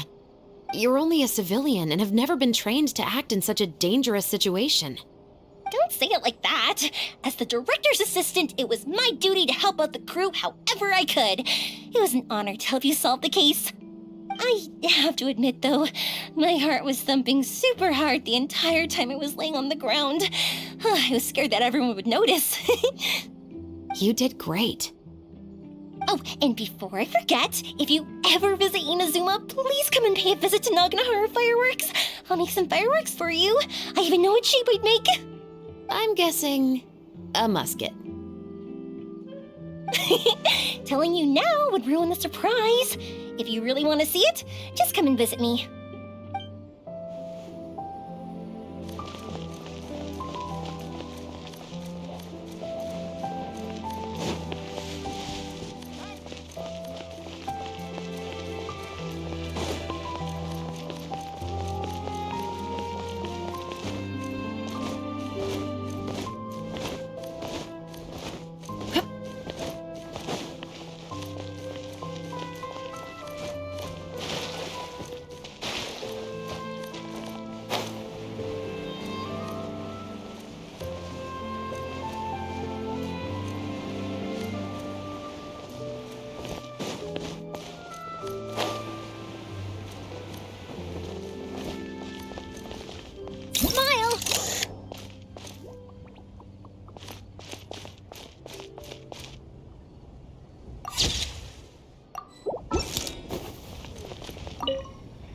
Oh, I didn't expect to meet you here.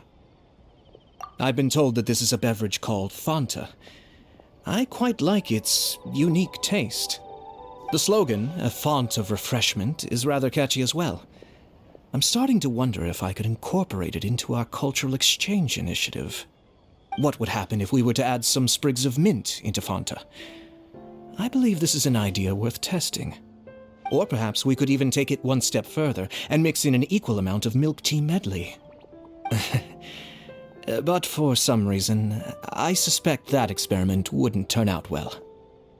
Thanks to you, the film was successfully completed and the Yashiro Commission secured a collaboration project with the Palais Mermonia. If another opportunity was to arise in the future, perhaps I should take on the chance to act as the protagonist. Or perhaps you think the role of villain would fit me better. Thank you for the well wishes. I will take good care of Ayaka and Yoimiya. I would like to wish you safe travels on your next journey as well.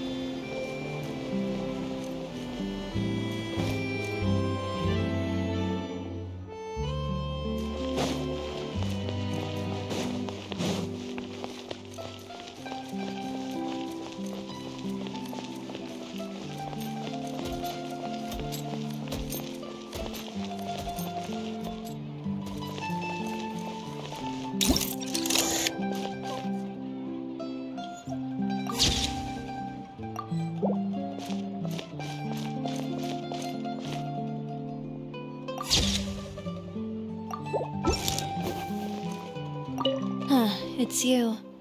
Is there something I can help you with? Interested in our couture services? Just give me the word. Thanks to you, we were also able to premiere the film in time.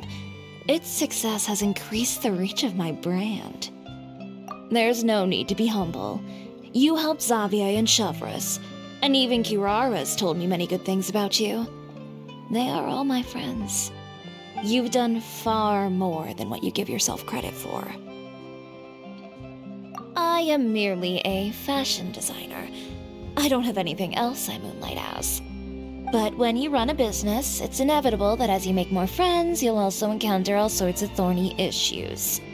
You scratch my back, I'll scratch yours. It's just the common sense of business.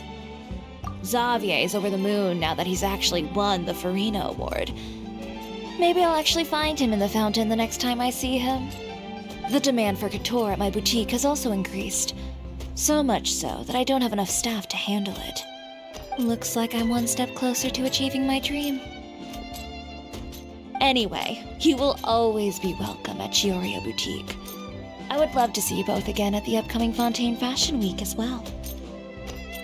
Okay, see you around.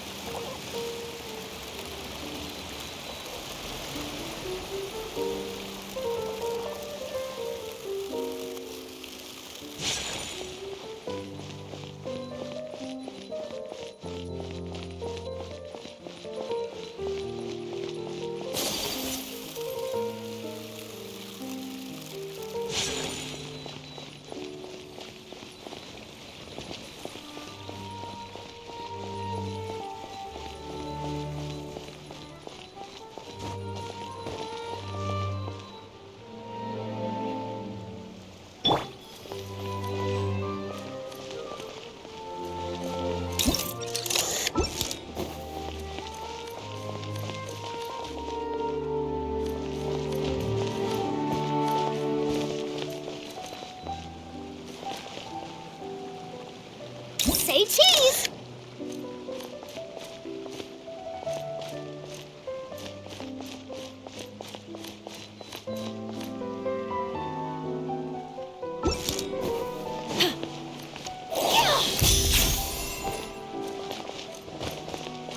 Smile!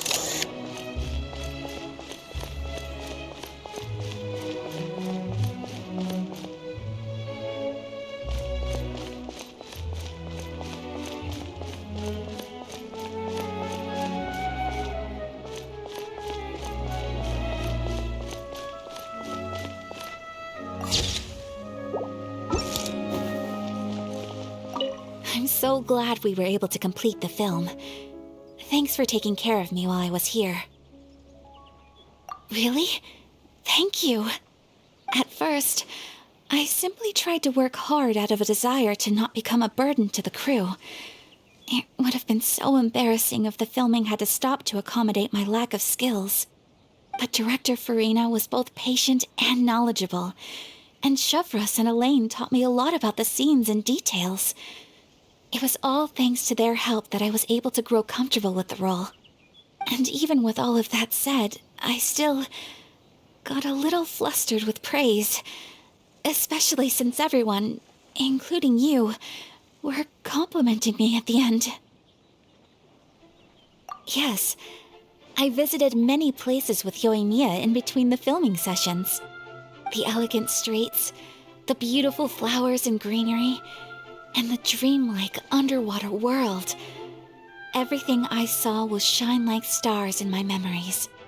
It also brings me joy to think that perhaps you've marveled at those exact wonders as well. It's nothing at all. I don't often have the opportunity to wander out into the world like this. Not only did I make many new friends during this trip, I also picked up many new skills from everyone around me. I will cherish this experience greatly. Oh, and I'm also going to bring some conch madeleines back to the Yashiro Commission as a gift. If we could enjoy them with some coffee, perhaps it'll feel as if I'd never left Fontaine at all. Thank you for looking out for me. Please do take care of yourself during your adventures as well. If the stars align, we'll see each other in Inazuma again.